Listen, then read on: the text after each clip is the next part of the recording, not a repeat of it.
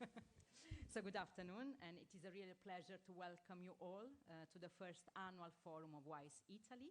I would like to warmly thank all the speakers, all the partners, all the institutions for being with us today, as well as the Chamber of Deputies, and particularly Lia Quartapelle, Member of the Parliament, Vice President, Vice Chair of the Foreign Affairs Committee, but most importantly for us, the President of our Advisory Board. So first of all, let me thank Lia once again for having us here, and let me give her the floor.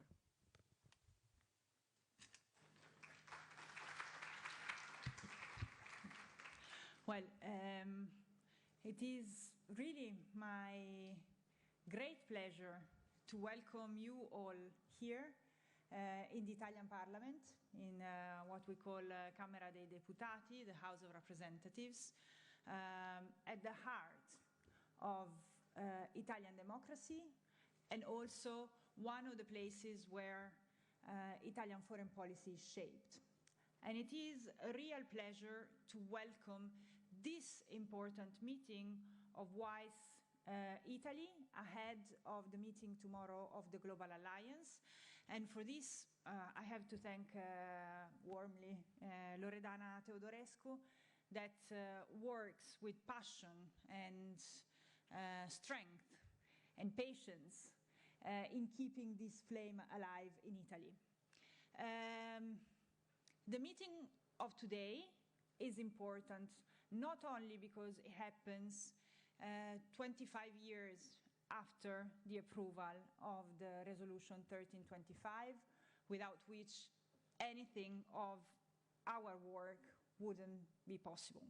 But it is important because it happens in a time of unprecedented global tensions, in which I think we are all gusted by the fact that every day there is a message of aggression, a message of politics of power that seems to prevail on the reaching of a common goal, a common good. Right now, we live in a world where it seems that we lost the power of force of international law, and we are left with the strength of aggression. And I think all of us, especially those of you that are more involved in works concerning development, involving mediation, negotiation, are taken without words by what we are witnessing. I think most of us know that you need to be optimist with your mind, but realist at the same time. But we wouldn't have expected these things to happen so quickly during our lifetime. And the fact that you're here today gives us the sense that another world, another way of conducting international relations is possible. And I really thank you all from the deepest of my heart, because I can imagine how difficult, how frustrating it is for all of you to carry on doing your work in an incredibly and increasingly hostile environment at the global level, but within your organizations and your own countries. And so thank you very much for keeping the flame alive and for keeping the possibility of a different direction of international relations possible. I am convinced that at a certain time, reason will get back on us. I am very convinced that after all, after what we're living through, logic, cooperation, solidarity will be again driving principles of the international arena. They are not right now. And I think it is very important to give welcome, to have you here to say this, to show that there are people that are involved in difficult mediations, in everyday complex work, and that you still believe in it no matter what. This is why it is especially important to have you here now. We know how much the Resolution 1325 has helped change how we think about the role of women in international relations, from victims of war to a possibility of peace. At the same time, we know that the work we've done in the past 25 years is not for granted. We cannot take it for granted. We have to keep walking and fighting and engaging, not giving anything for granted. And I really hope that the work of these days will help us gain a little bit of strength, a little bit of courage by the experiences that we will share, guide those of us that are in a position of higher responsibility, like Irene Fellin, who I think is really sitting in a very complicated role, and I really thank her for not having given up in an organization that is key to the security of this part of the world, and not only of this part of the world, and keeping a flame alive within NATO about these topics, knowing that things are not like they used to be a year ago, 2 years ago, 3 years ago. But I think in the end, we will prevail. It's not possible to think that the evil, aggressivity, arrogance will prevail.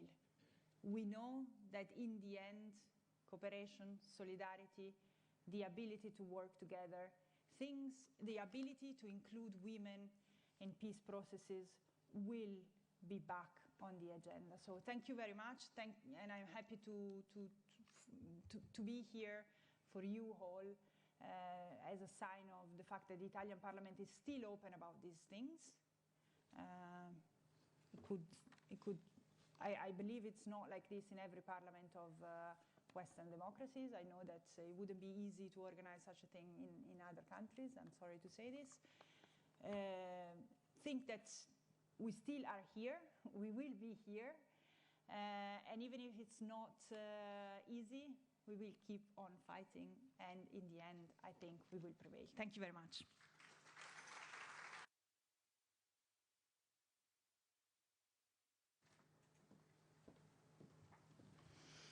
Thank you. Thank you very much, Leah, for being with us since the beginning of this journey. And thank you all for being here. We are here at a particularly important moment, important on several fronts, but in particular for three main reasons. The first one, Leah already anticipated this, we are reflecting on the Women, Peace and Security Agenda 25 years after its adoption, and we are doing this in a global context which has become increasingly complex. Secondly, this year we are celebrating also 10 years of Wiis Italia activities, so it's a moment also for us to take stock of what we achieved so far and look ahead with a renewed sense of responsibility. And third, we are meeting here on the eve of the Global Alliance of Regional Women Mediators Networks happening in Rome, which we are promoting in partnership also with ILO and the Ministry of Foreign Affairs. For us, this meeting is a key milestone of a collective work we are doing on the sphere of women mediators as co-founders together with IAI and the Ministry of Foreign Affairs of the Mediterranean Women Mediators Network. And I'm happy to see some of our members here today, and you will have the chance to listen directly from them later on. So we decided to focus this forum, this first forum of Wiis Italy, precisely on the Women, Peace and Security Agenda, because we believe it's really the time to think about its practical relevance, but also its political relevance. What does it mean, the Women, Peace and Security Agenda in practice, especially for women living in conflict and post-conflict context? And how can we really move from policy to practice? So it's a moment for us to reflect together collectively. And we also chose 3 main topics: women's leadership, the added value of networks, and the impact of the agenda for real lives of women, because these are 3 pillars of our work as well. So let me maybe briefly share 3 considerations related to the work and the reflection we are going to develop together today. The first one is precisely about the context of the Women, Peace and Security Agenda 25 years on. Here, I don't think that I need to elaborate too much. We are all aware that the context has profoundly changed, which means that today conflicts are on the rise. There are alarming pushbacks against gender equality and women's rights, and I would say that the whole international order is at stake. So multilateralism, international law are under pressure. At the same time, we are witnessing militarization prioritized over diplomacy and mediation, and we are here to bring a different message. And yet, precisely for this context, I think that the Women, Peace and Security Agenda becomes even more relevant than ever.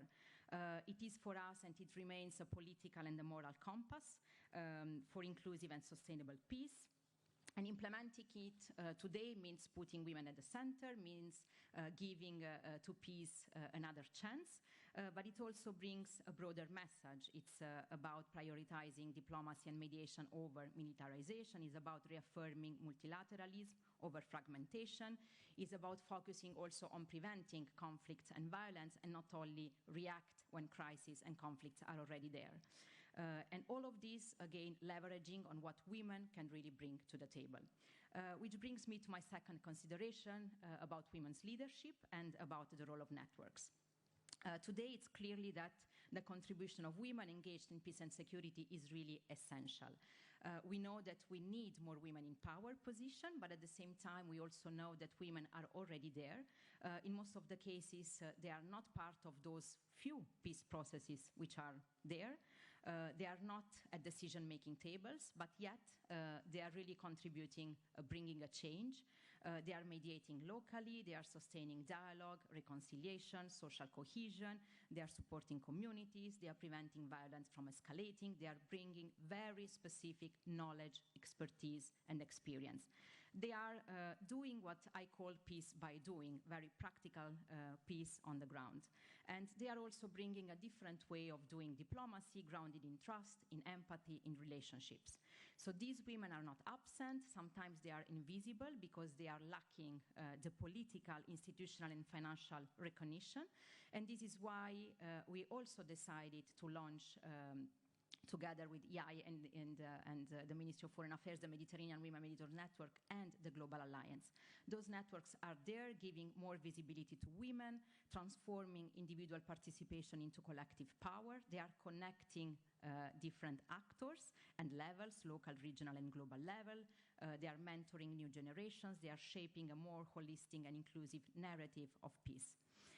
And since our discussions of today cannot be detached from reality, of course, my mind goes also to those women who are still there at the forefront, defending their rights, defending their freedom. I have in mind women in Iran, women in Afghanistan, women in so many conflict areas, trying to make a change in such a fragile context and peace.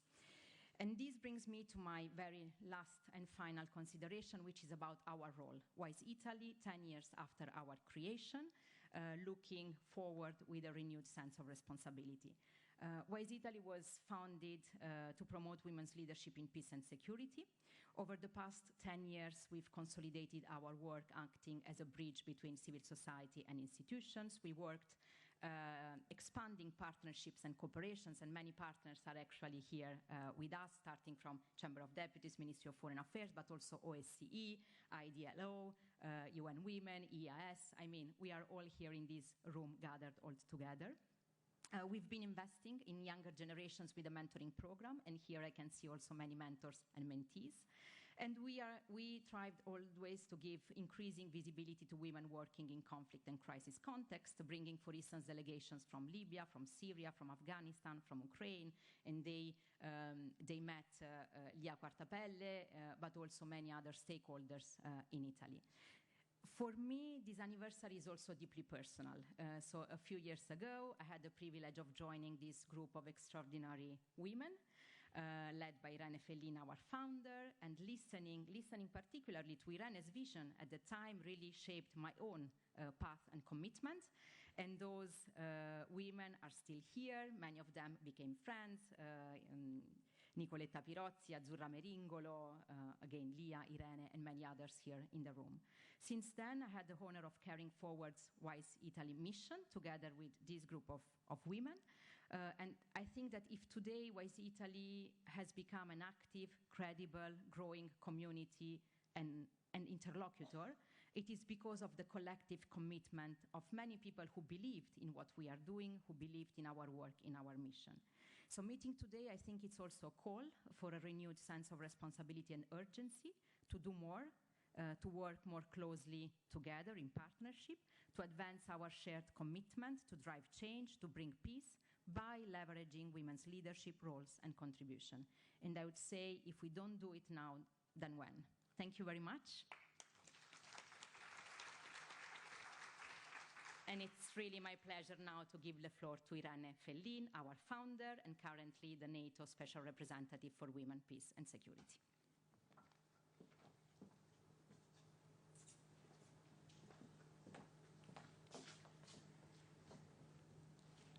Buon pomeriggio and good afternoon, friends and colleagues, amiche and sisters. I have a written speech because that's an emotional moment for me to be back in my country and at the hearth of the institutions with my friends and many colleagues. After, I think, several years, it's now exactly 4 years since I joined NATO in my role. And as Leah said, not an easy time to be myself and carrying these responsibilities. Yes, exactly, it was January 17th, so I'm entering my 5th years.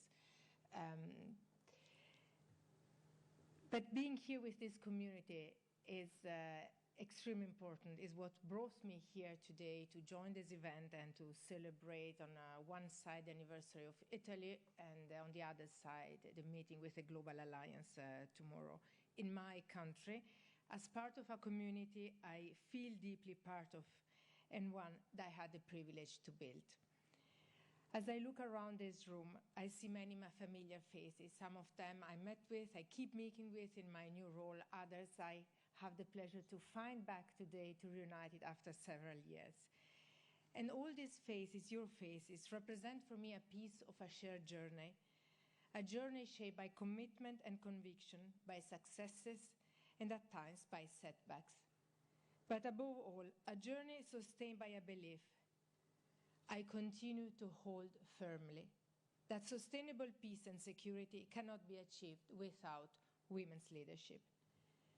The past years have been marked by important milestones, both political and personal. We have just concluded, as it was said in the introduction, the commemoration of the 25th anniversary since the adoption of UNSCR 1325.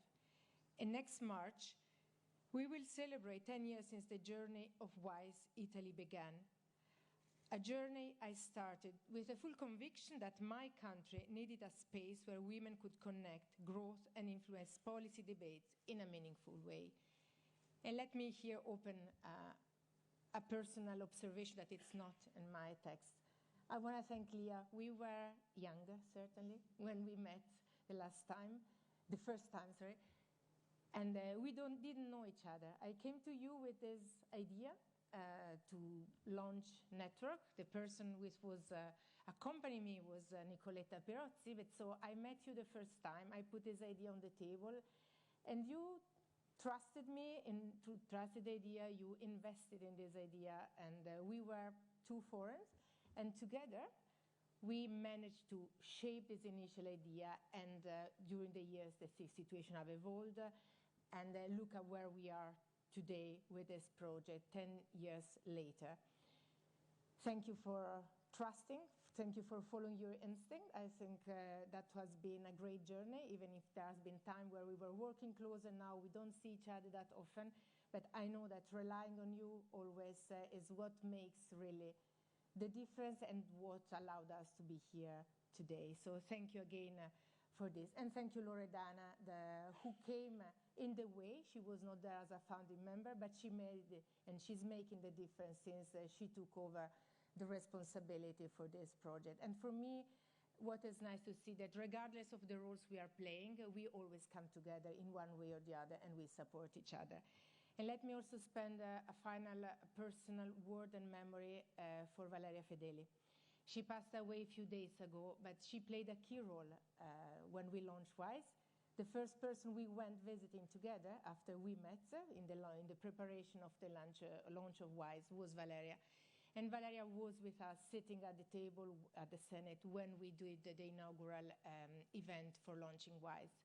She will remain with us. She was advising, guiding, and inspiring us in this project, as together as many other women and communities in Italy. So we will miss her a lot. And this is an anniversary, as we said. Anniversaries invite pride, but they also demand honesty.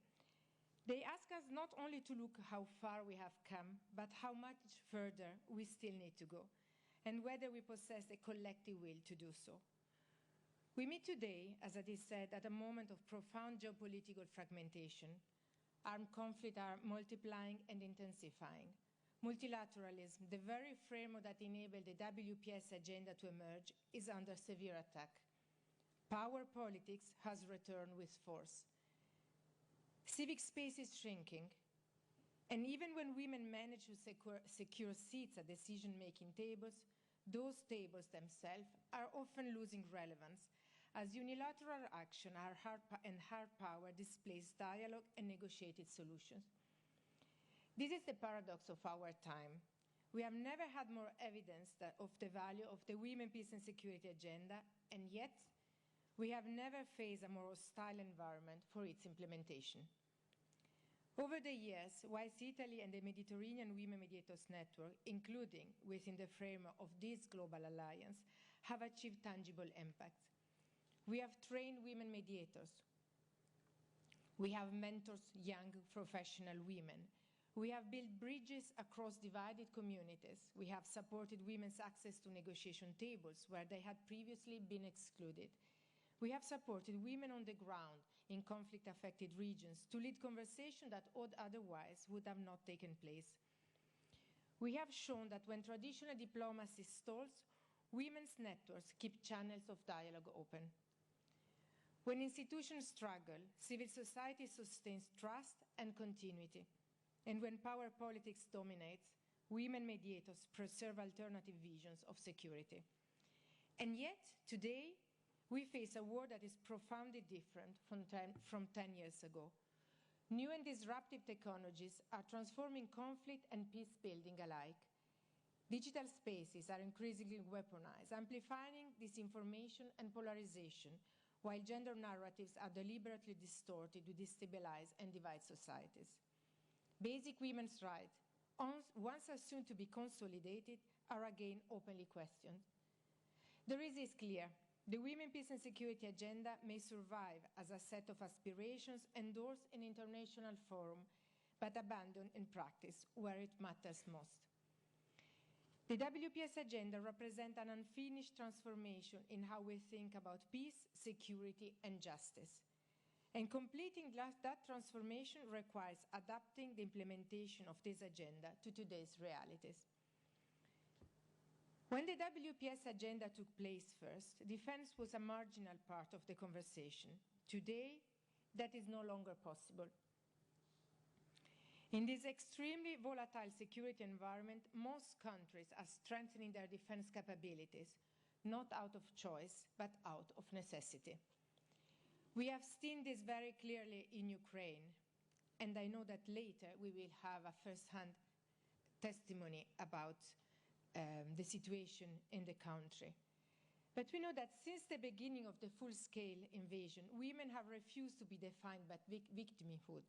And like in many other conflict-affected countries, they have stepped forward to protect their country and their future. They have negotiated local ceasefires, lead civil activism, evacuated the wounded, maintained the functioning of families and communities under unimaginable pressure. But in Ukraine, in addition, more than 70,000 Ukrainian women have joined the armed forces voluntarily, commanding units, operating drones, running cyber defense, logistics, and intelligence. Others are documenting war crimes, supporting survivors of conflict-related sexual violence, and engaging with international partners to sustain global attention and accountability. Ukraine has shown that no nation can defend itself with only half of its talent, half of its skills, and half of its courage. This is the proof that defense and security today are not only about militarizing societies. They are about resilience and preparedness, societal and institutional.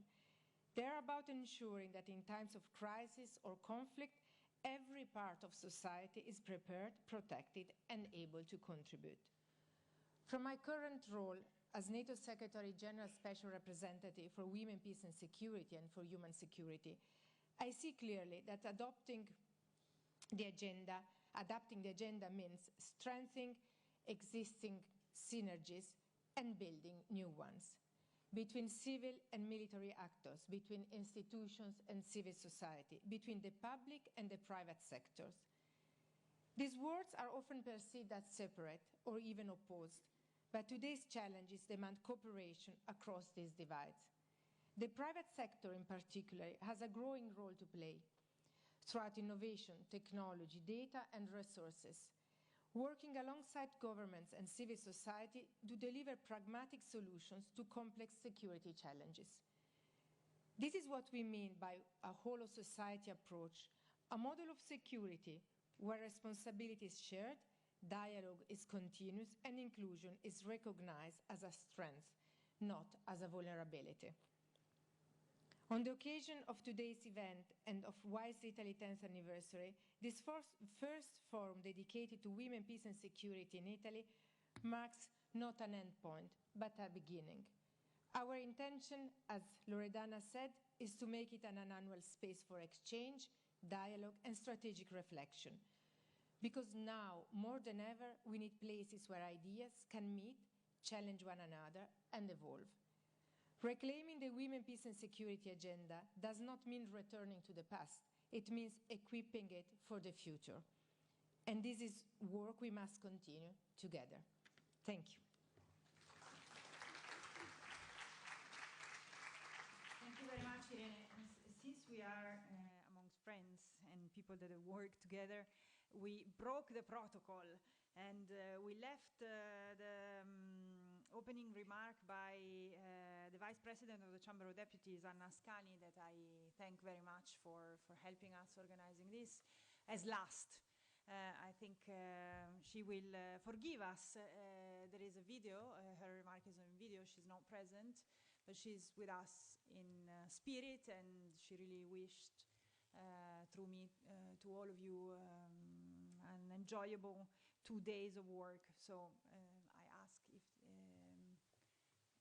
can be. Good afternoon, everyone. It's a pleasure and an honor to welcome you all here in the Chamber of Deputies, even if virtually.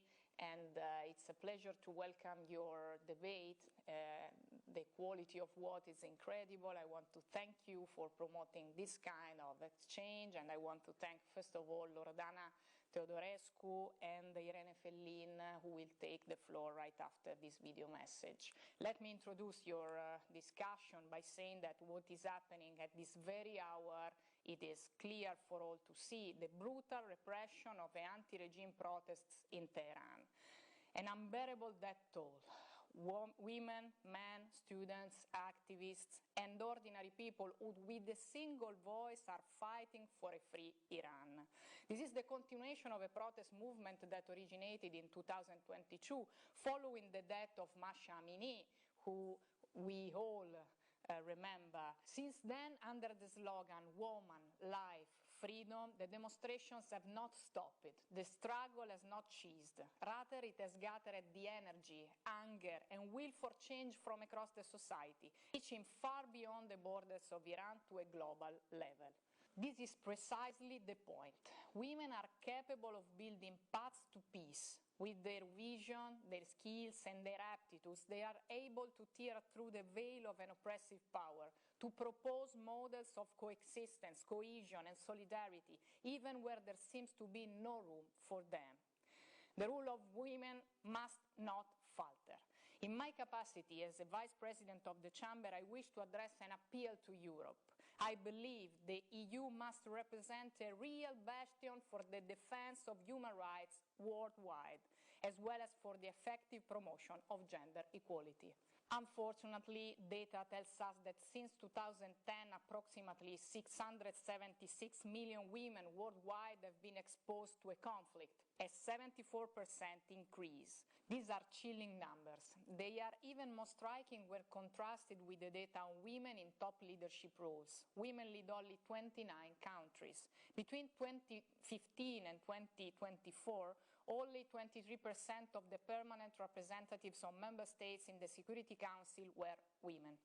This persists despite the fact that in 1995, the Beijing Declaration and Platform for Action set a global goal for equal political participation between men and women. These figures are significant because, as highlighted by the WPS index, women's participation increases the probability of a peace agreement lasting at least 2 years by 20%, and the probability of it lasting 15 years by 35%.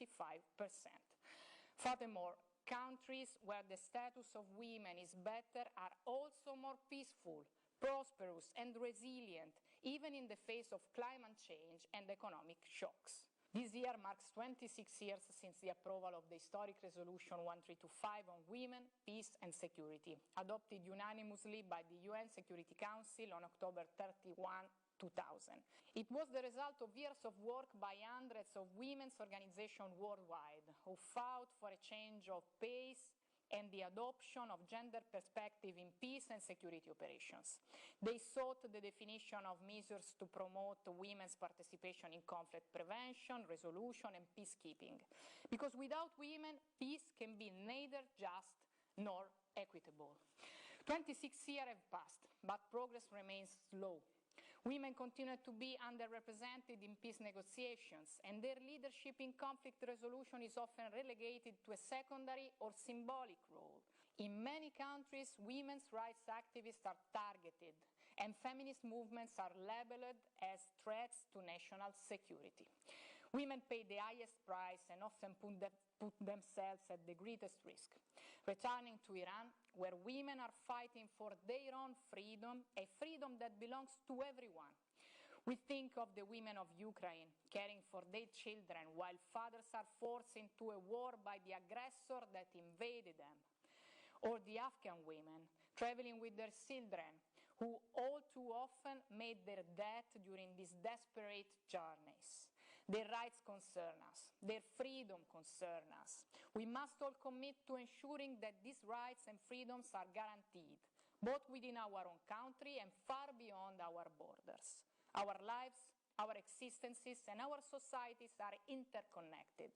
Our commitment must be shared and global. Therefore, I can only offer my full support for the initiative you are undertaking. I thank you for the responsibility, the focus, and the dedication with which you carry it forward. I wish you all the best in your work.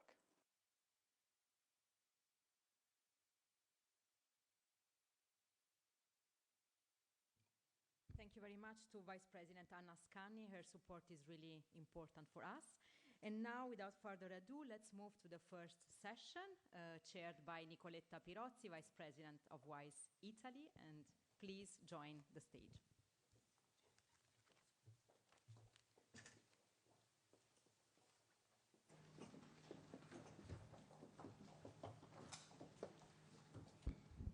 Thank you, Loredana. So, first of all, let me invite the participants of this panel, Ambassador Elissa Goldberg, Dr. Lauren Phillips, Julia Koch, and Dr. Liliana De Marco.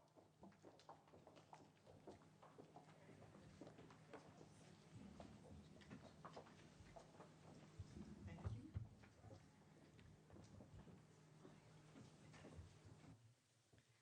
Thank you so much.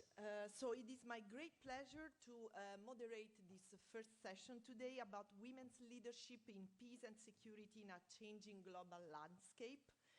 As we all know, the nature of the security threats we're facing is evolving, ranging from traditional armed conflicts to complex multidimensional crises.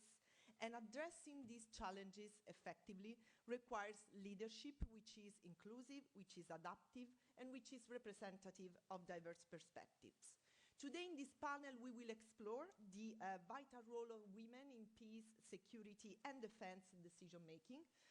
Our discussion will examine both the opportunities, but also the persistent institutional challenges at national, regional, and international level, and consider how women leaders are shaping policies, strategies, and also outcomes in this critical field.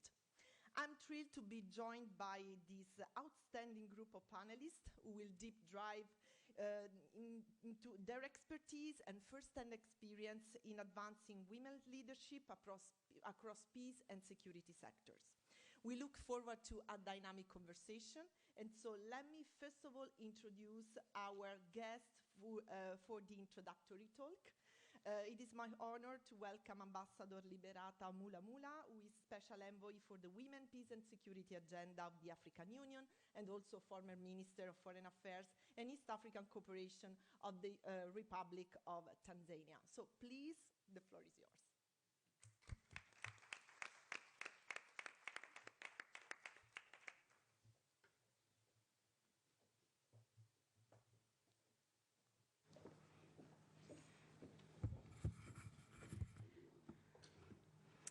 Hello, good afternoon. Is it bonjour? No? It's bonjour, no?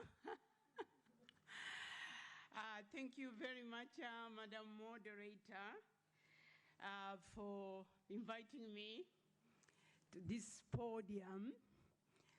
I was rushing to sit in front, but then she said, no, you wait. I'm glad you said I should wait. You know, as a former politician, we like these podiums. And being in this chamber, I feel like I am back in Parliament. Thank you for the choice of this venue. As we start our, our session, let me, in a special way, I hope she's still here, recognize Honorable Lila Kwatepele. Wow, we are happy to have you here. I was also in the Committee on Foreign Relations. So when listening to you, I could relate so much to what you have been saying. I want also to thank Honorable Hannah for gracing us with our opening speech. Bear with me, you know, in diplomacy, what we know most is to thank and thank again. Allow me also to thank in a very special way my good friend and sister, Dr. Loredana. Please give her a big hand of applause. You know, when I received the invitation, she decided to send it to my WhatsApp direct. And then because of the short notice and we were on holiday, and I said, you can't say no to a determined woman. And a determined woman is unstoppable. So thank you for your efforts to convene us today and tomorrow. I'm so happy that I've been also to link up once again with Irene Felin. I didn't know she was the founder of Wiis. We met in Dubai a month ago. Yes. And again, on the Women, Peace and Security agenda, we brought it to Dubai, to Doha. To Doha, we met in Doha. We thought we should have a dedicated session on women, peace and security, and she was gracious to address us. So without much ado, I've been given very few minutes.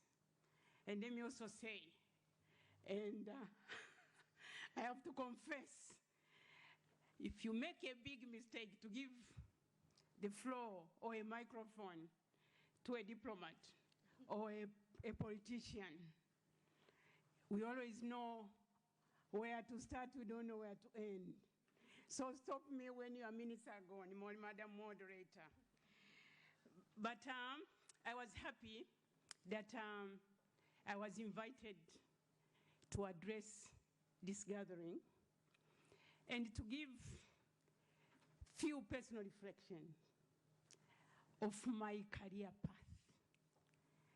Let me say, my career path has been defined, and I must say my career trajectory has been defined by the peace and security journey. I come from Tanzania.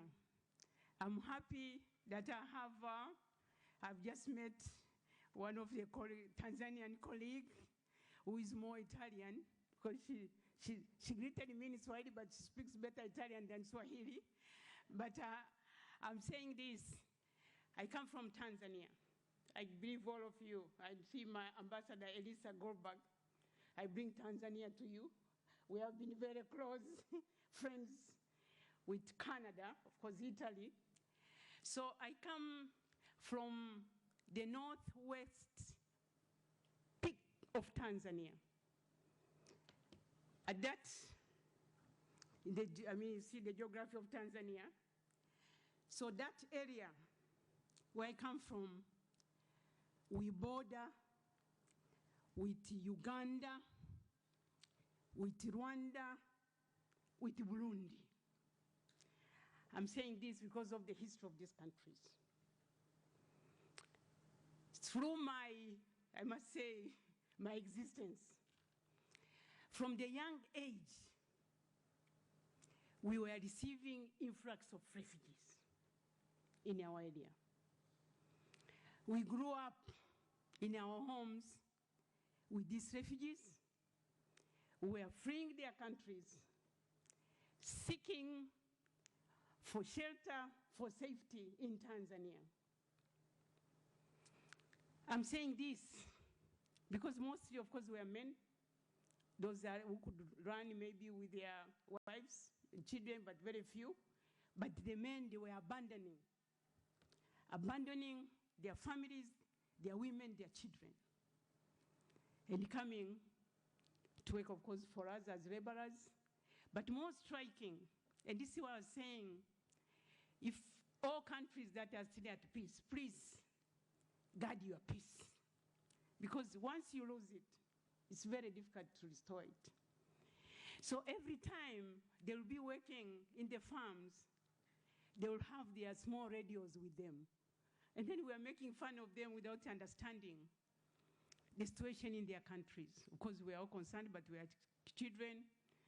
So with their radios, they were constantly following up developments in their countries. Whether there will be a time that they will come back, they will go back. So I said Tanzania,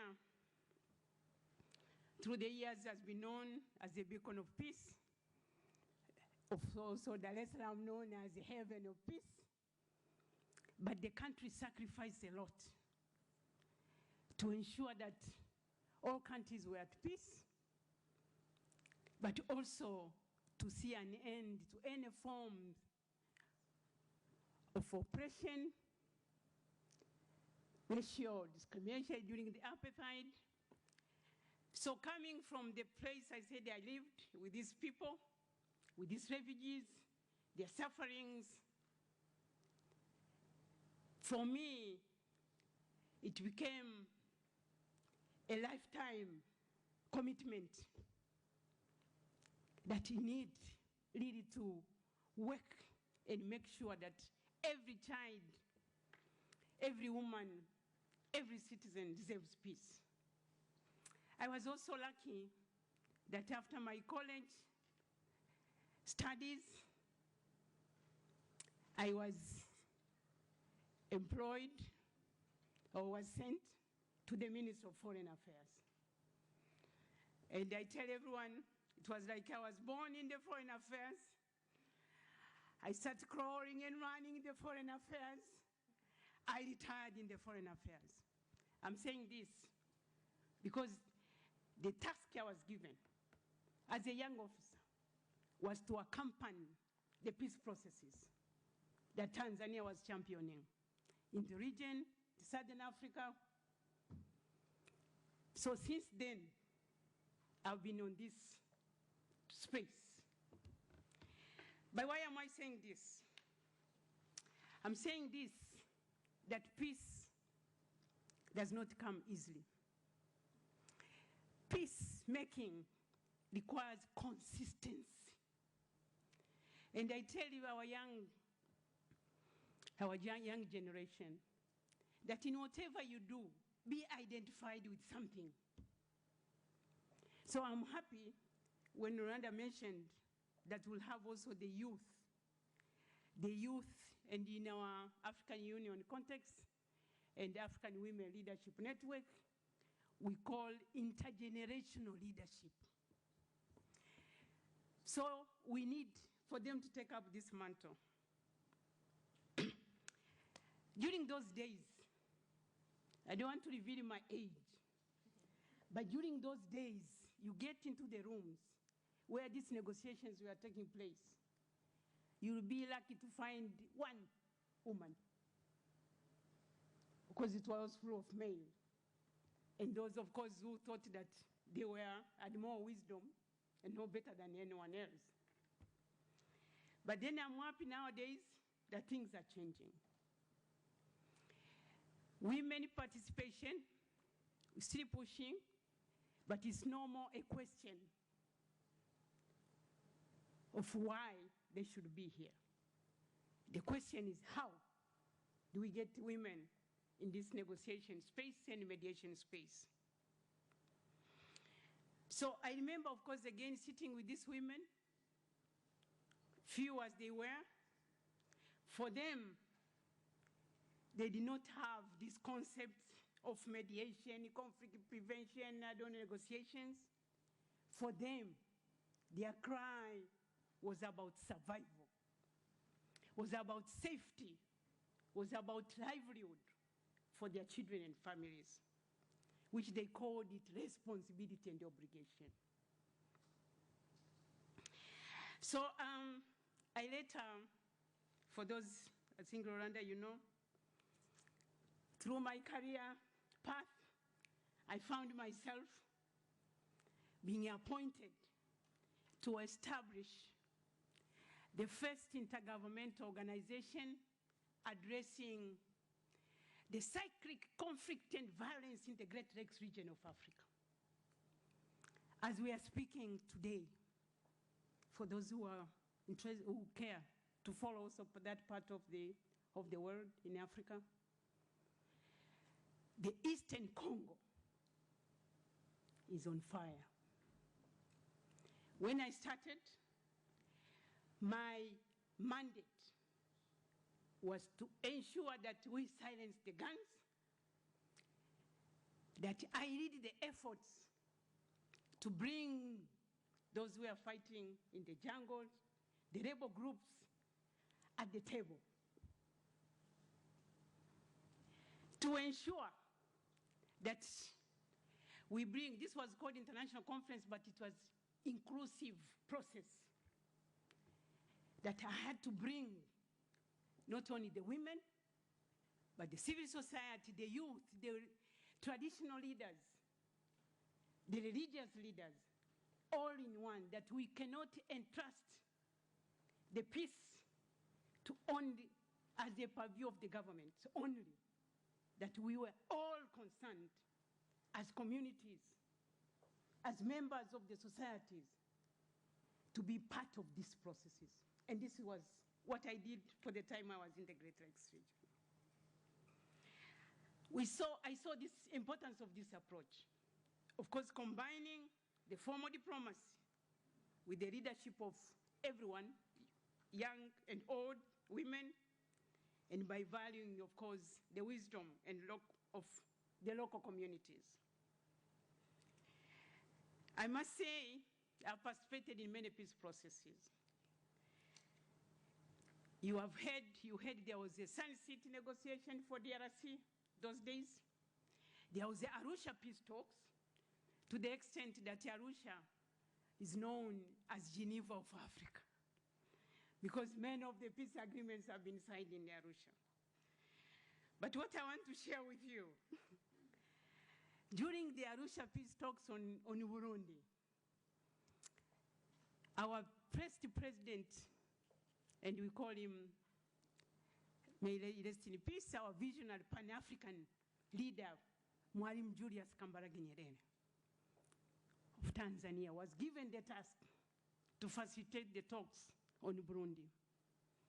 Unfortunately, in the midst of these talks, he passed away. So they looked around who should come in. Luckily, President Nelson Mandela agreed to take over the peace facilitation. President Mandela, from his background, when he looked, he was in Arusha and found that I don't see the women here.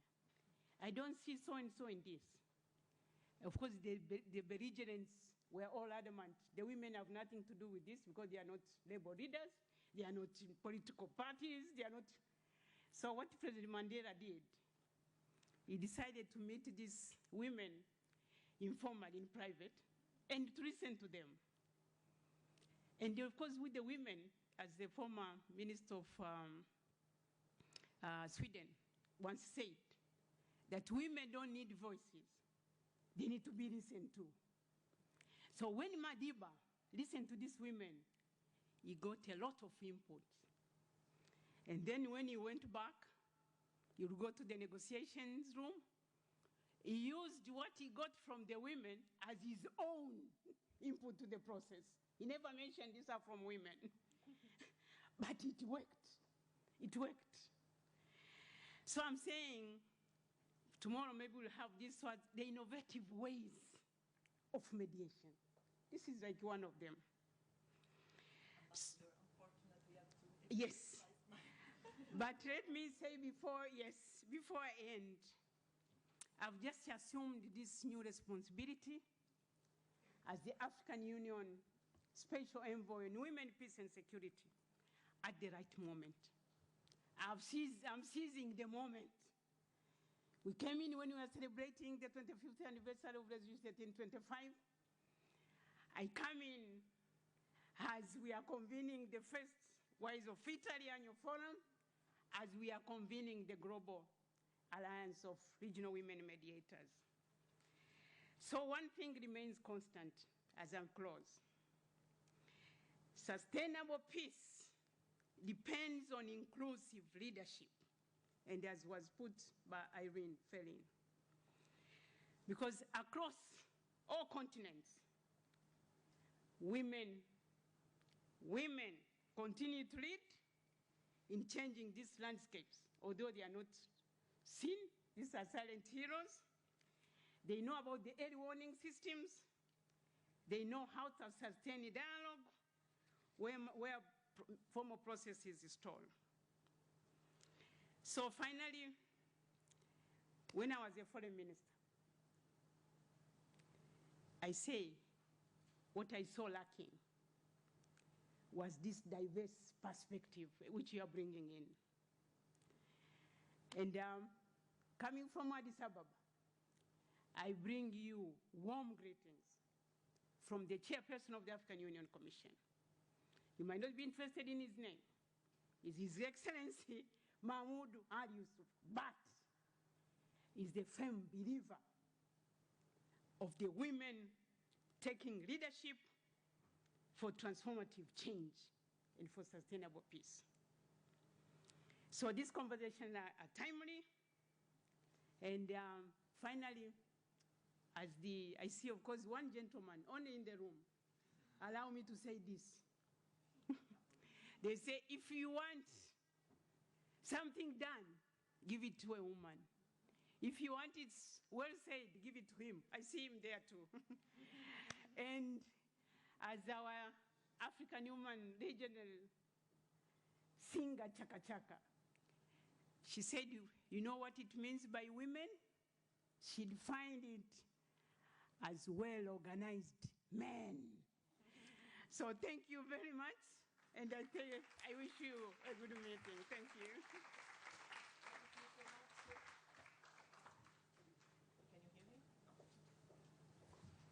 Okay, thank you so much, Ambassador, for this inspiring start of our conversation. And it is now my pleasure to give the floor to Ambassador Elisa Goldberg.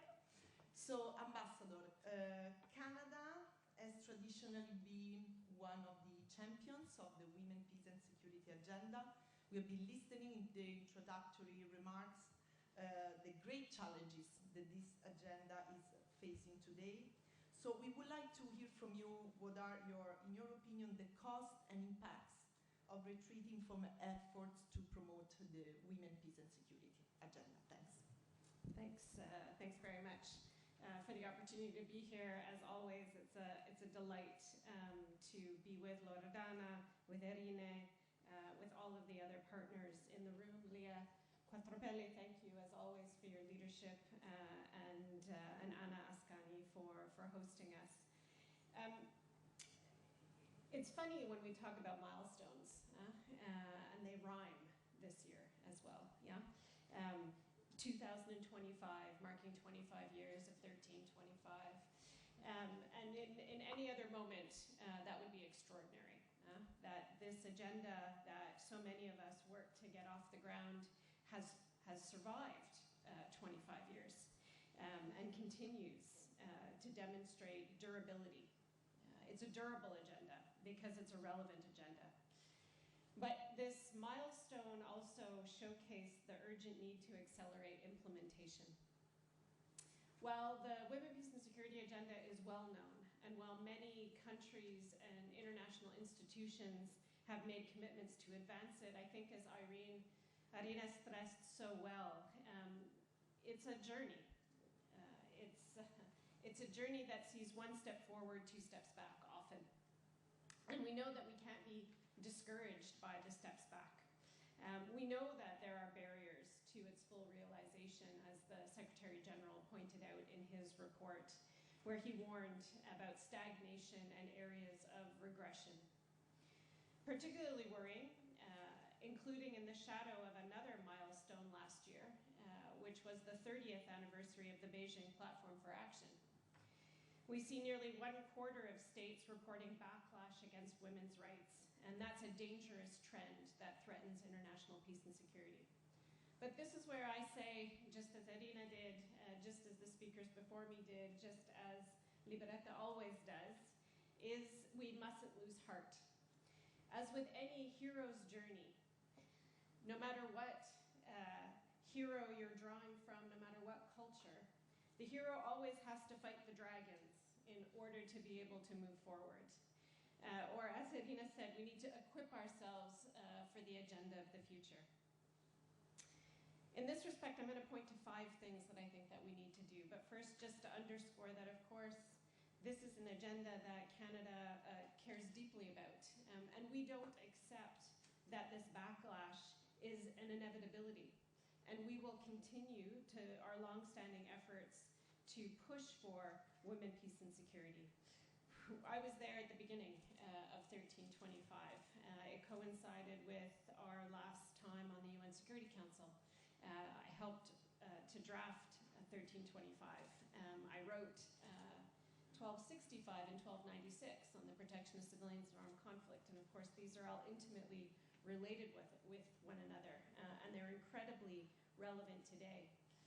Ours was the first country to establish an ambassador for women, peace and security. We've been the longtime chair of the UN Group of Friends on Women, Peace and Security, which brings together 60 countries to advance gender-responsive approaches to peace and security policy.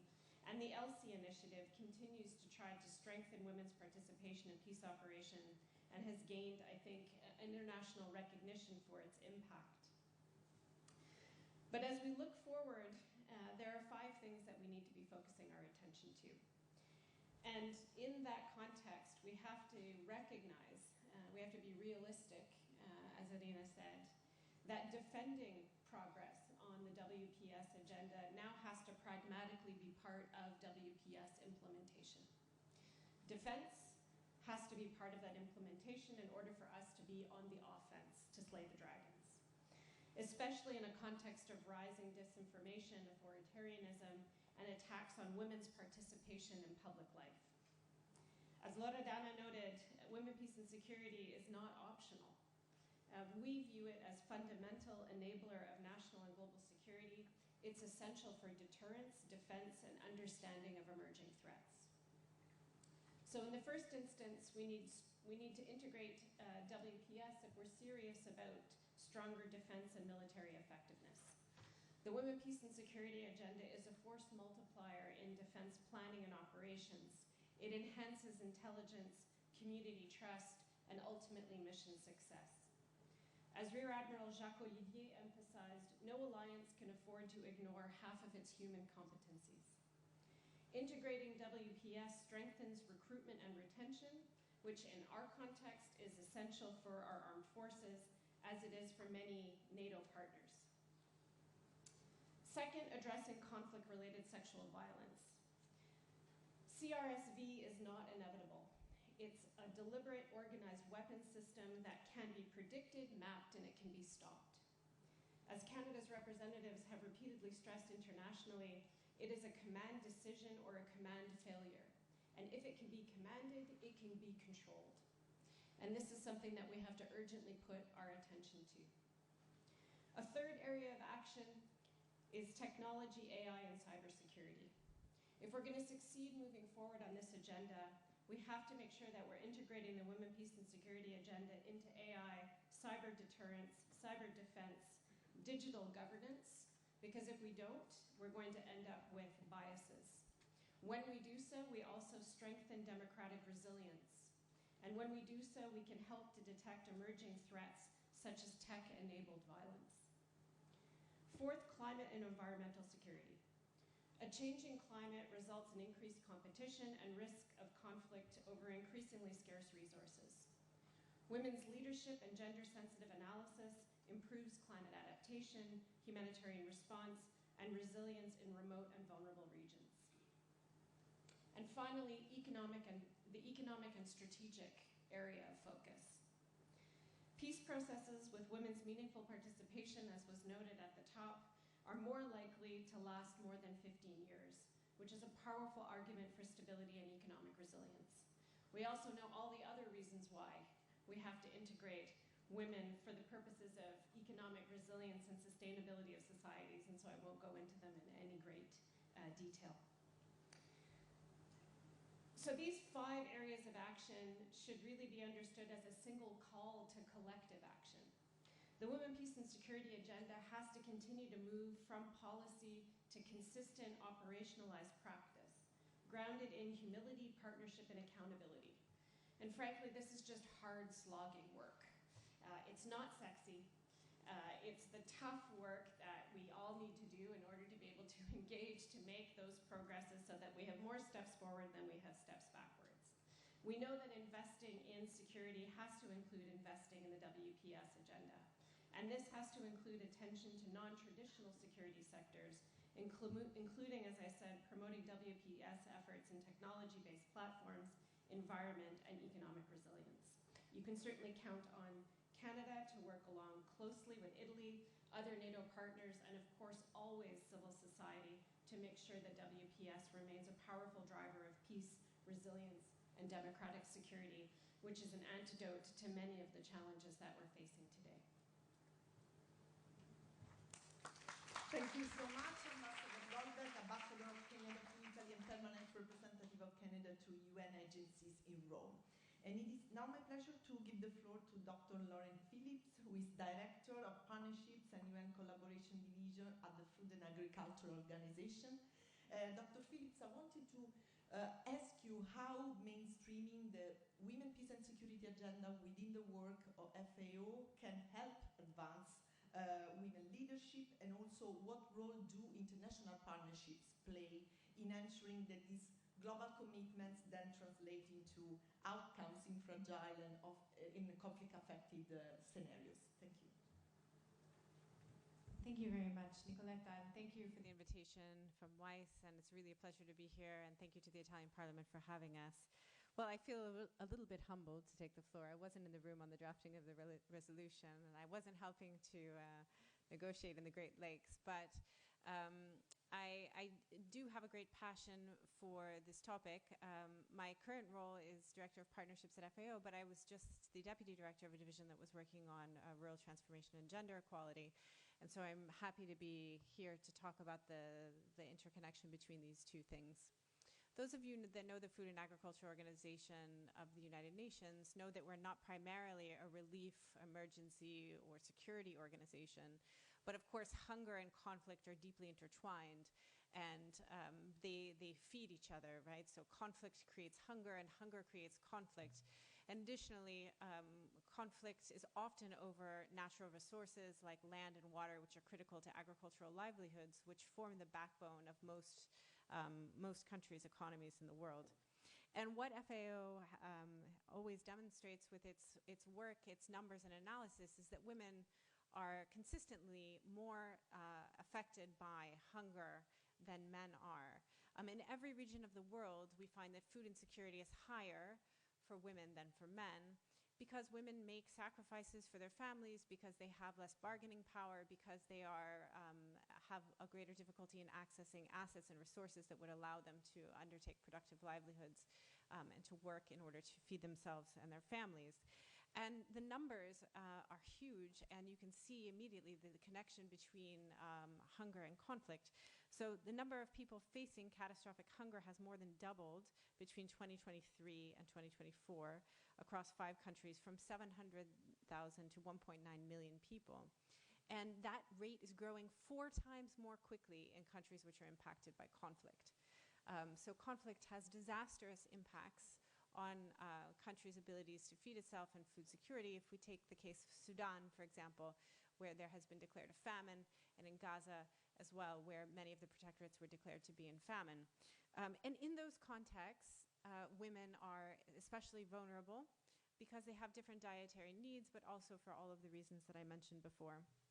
So FAO's work, to get to your question, is really deeply intertwined with the 4 pillars of the Women, Peace and Security agenda, which range, of course, from sort of prevention and participation to protection and recovery, because we're both a development agency and we have emergency work. So I would like to give you a couple of examples of our work on both sides of that spectrum. In terms of prevention and participation, a lot of our work is about addressing conflict at the community level. Micro-conflict over resources, conflict between partners, intimate partner violence and gender-based violence, and trying to work with communities and community organizations, including those led by women, to articulate their needs and to help them overcome some of these conflicts. So for example, using the Peace Building Fund, FAO has been working in the Gambia to do small investments in gardening at the household level. And these gardens, they call them peace gardens, have become a space where women can meet, talk, have dialogue, and reduce social tensions amongst their families and communities. Additionally, in terms of protection, we've been working on the Mali-Mauritania border in collaboration with the International Organization for Migration to help pastoralist communities, led by women in particular, to resolve disputes over grazing and access to water so that they can transform some kind of competition into cooperation and thereby support the foundations for peace.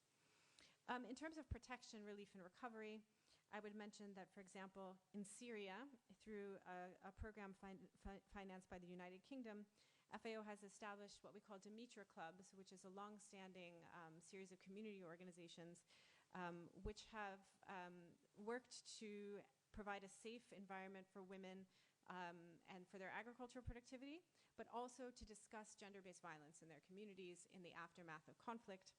And a team in the gender team in FAO is also leading a variety of different kinds of research, analysis, and situation updates on women's particular needs in Ukraine and Gaza. And my colleague is here who has been working on that to ensure that the response by all humanitarian agencies, and not just FAO, is gender sensitive and really looks at the needs of women.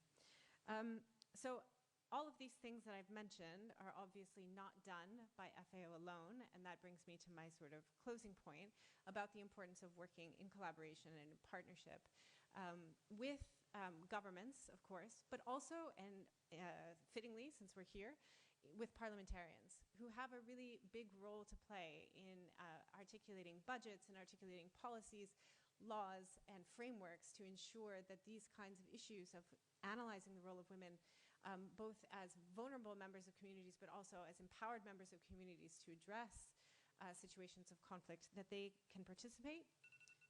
That's my timer saying I'm timed up, so Nicoletta, you don't have to say it. I'm just going to finish with saying, of course, parliamentarians and governments, but also civil society. And I think you've heard already the very great importance of involving actors from civil society, mediators, women's organizations, in conversations about how to both prevent and protect women in agri-food systems, but also more generally in the developing world. Thank you so much.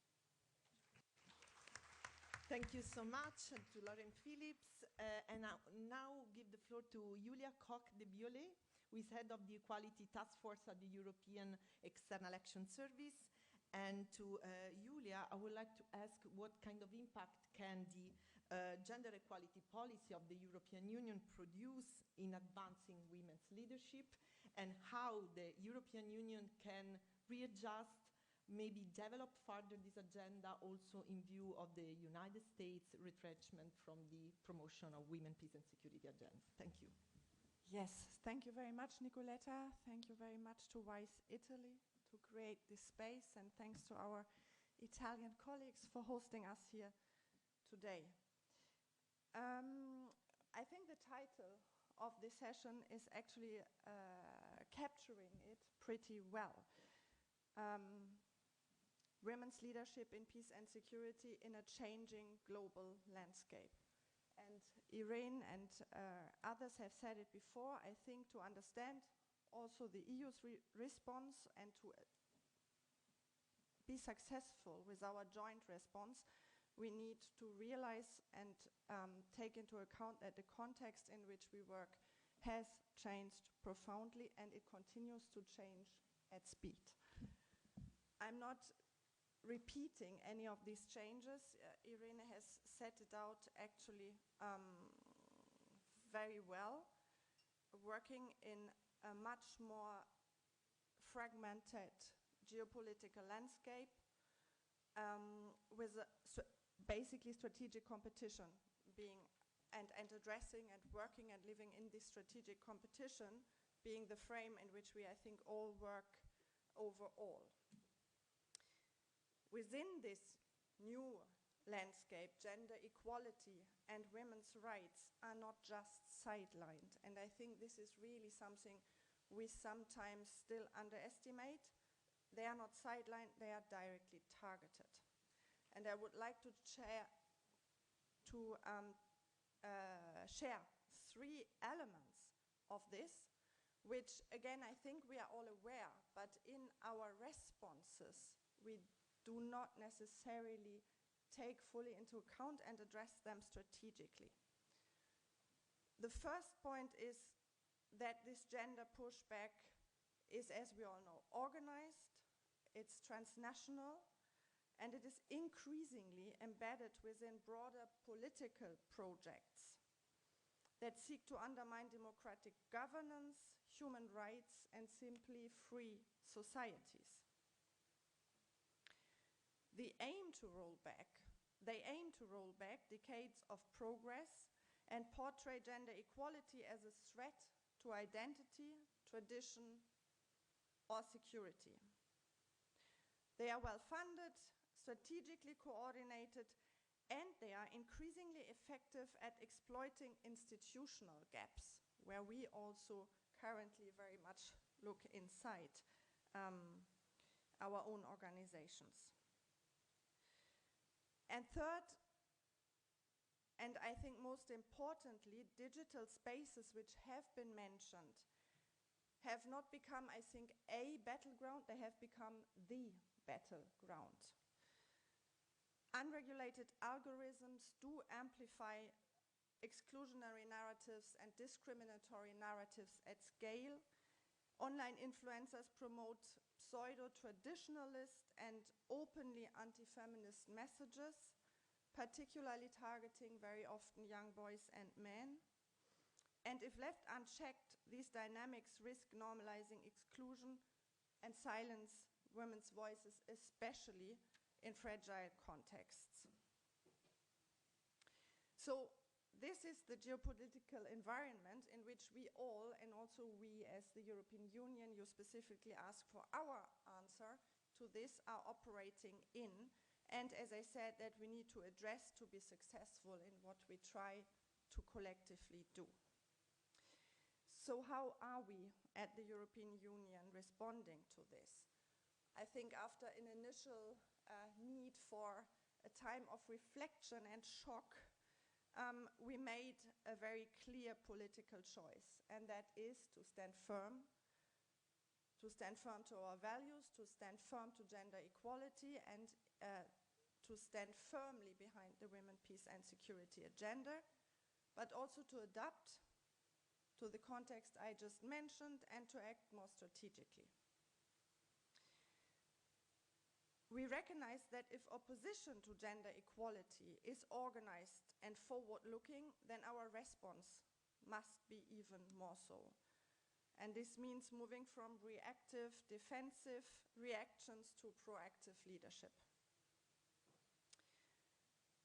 That has led to, at the policy level, us, the EU, currently strengthening our strategic frameworks.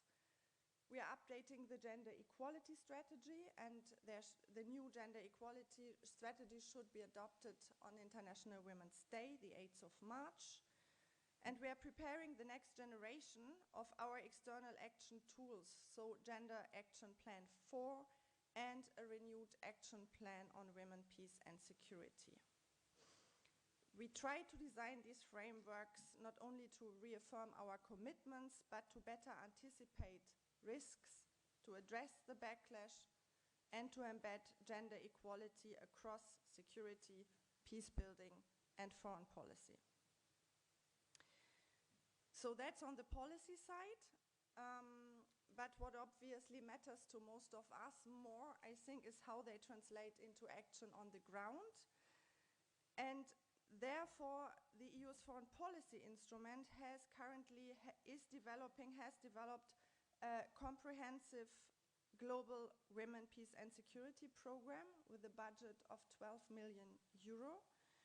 And this program will support inclusive and gender-responsive leadership across the full conflict cycle, so from prevention and mediation to post-conflict recovery. It is designed to strengthen the protection of women human rights defenders and peace builders, promote meaningful participation, and address actively the gender-digital divide. Critically, I think this program will invest directly in women's organizations and networks in conflict and post-conflict settings, providing not only project funding, but spaces to build, consolidate, and sustain women-led movements and organizations over time. Beyond this big new program, we will continue supporting women's participation in some of the most complex peace processes today. We are enhancing women's engagement in the Middle East peace process. We're supporting young women's political participation in Sudan. And we are individually backing women as insider mediators in priority conflict contexts. Finally, within the EU's mediation efforts, a dedicated gender advisor has helped ensure that gender sensitivity and gender responsiveness are systematically integrated into mediation assignments, while also increasing the number of women experts involved in EU-supported mediation processes.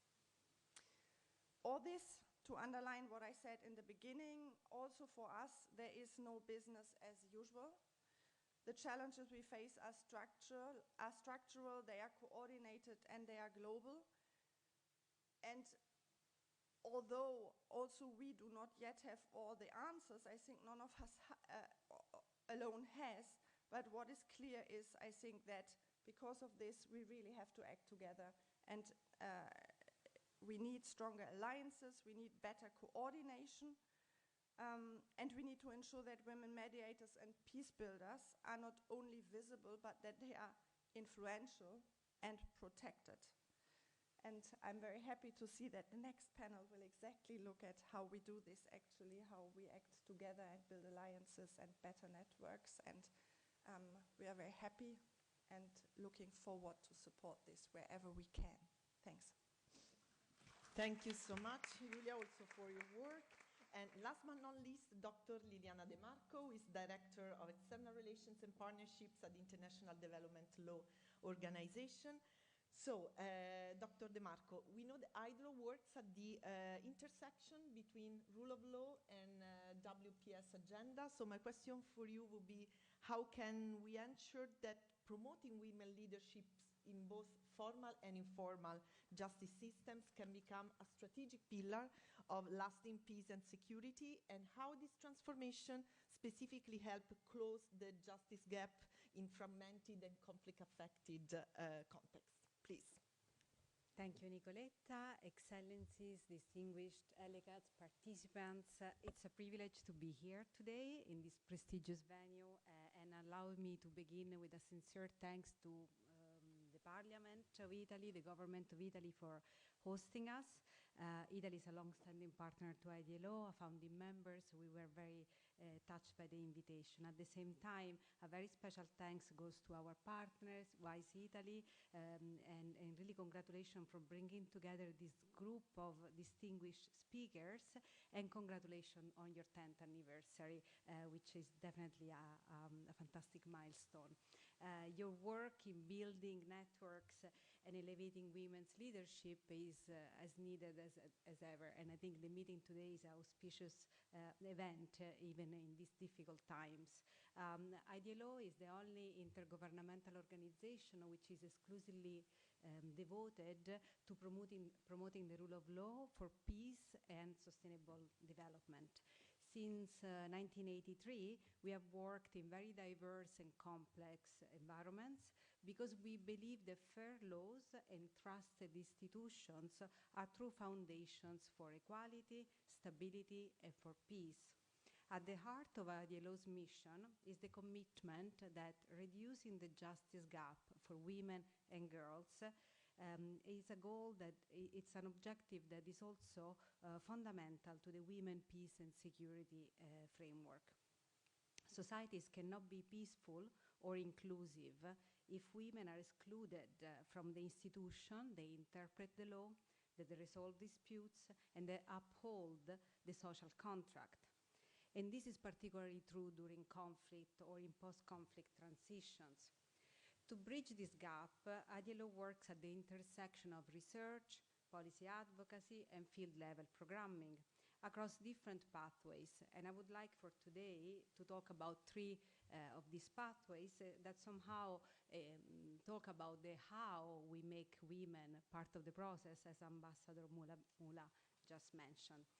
First, IDLO works to eliminate discriminatory laws and practices. These are structural barriers that prevent women from entering justice institutions, leadership positions, and decision-making spaces. In conflict and post-conflict settings, where legal frameworks are often being rewritten, women are too frequently sidelined. But together with governments, local partners, international partners, we conduct legal assessments and we identify discriminatory laws and provisions that together can be reviewed and to create a concrete roadmap for reform. Second, we support justice systems to actively promote and protect women's rights.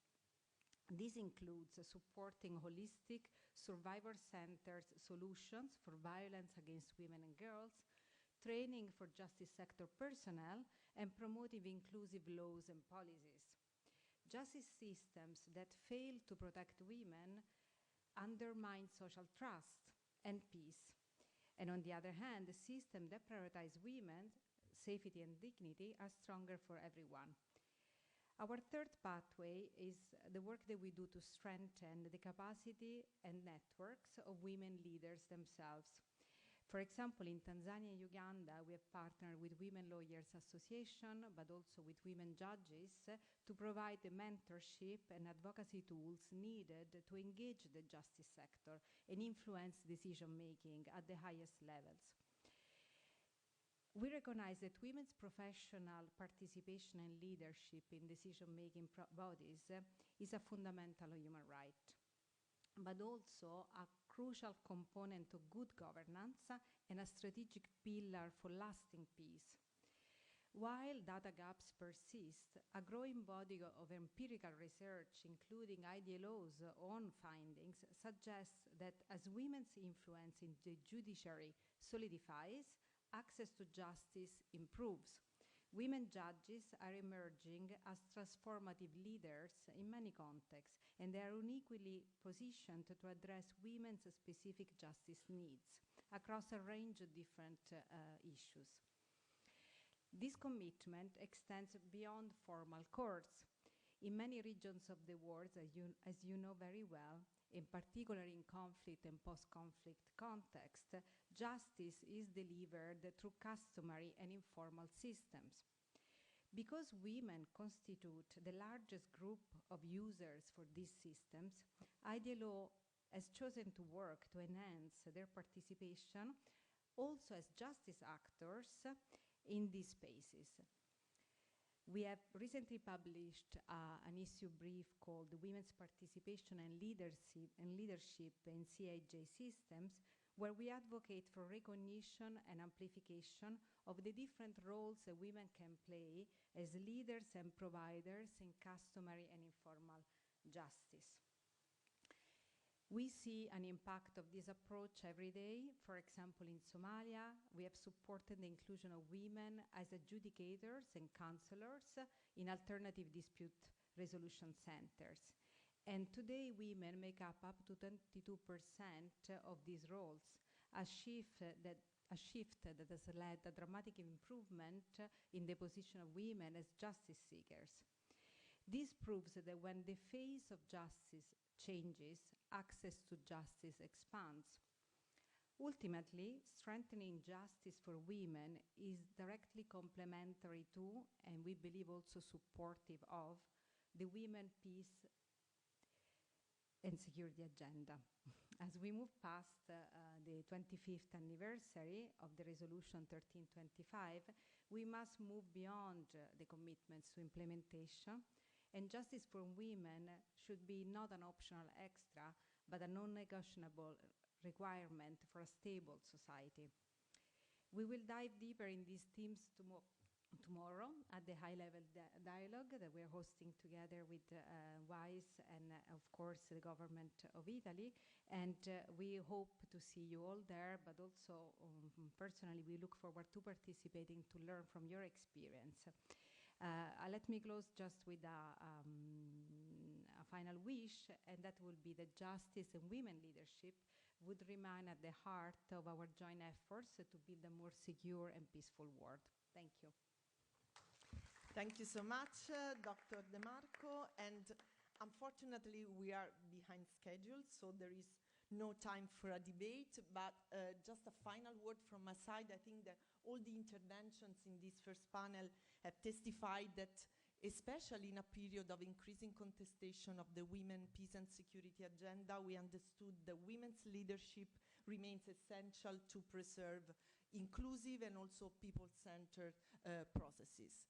We were convinced about the importance of these actions when we founded Wiis Italy 10 years ago. We are even more convinced today of the importance of these actions, and that's why we will continue to promote it and fight for it in Italy, in Europe, but also globally. And we are very happy to see that there are organizations at regional and global level that stand for this agenda, even in these unpredictable circumstances. Thank you so much. And it is now my pleasure to leave the floor to Margherita Sofia Zambelli, who is program coordinator at Wiis Italy, for the second panel. Thank you so much. Grazie mille.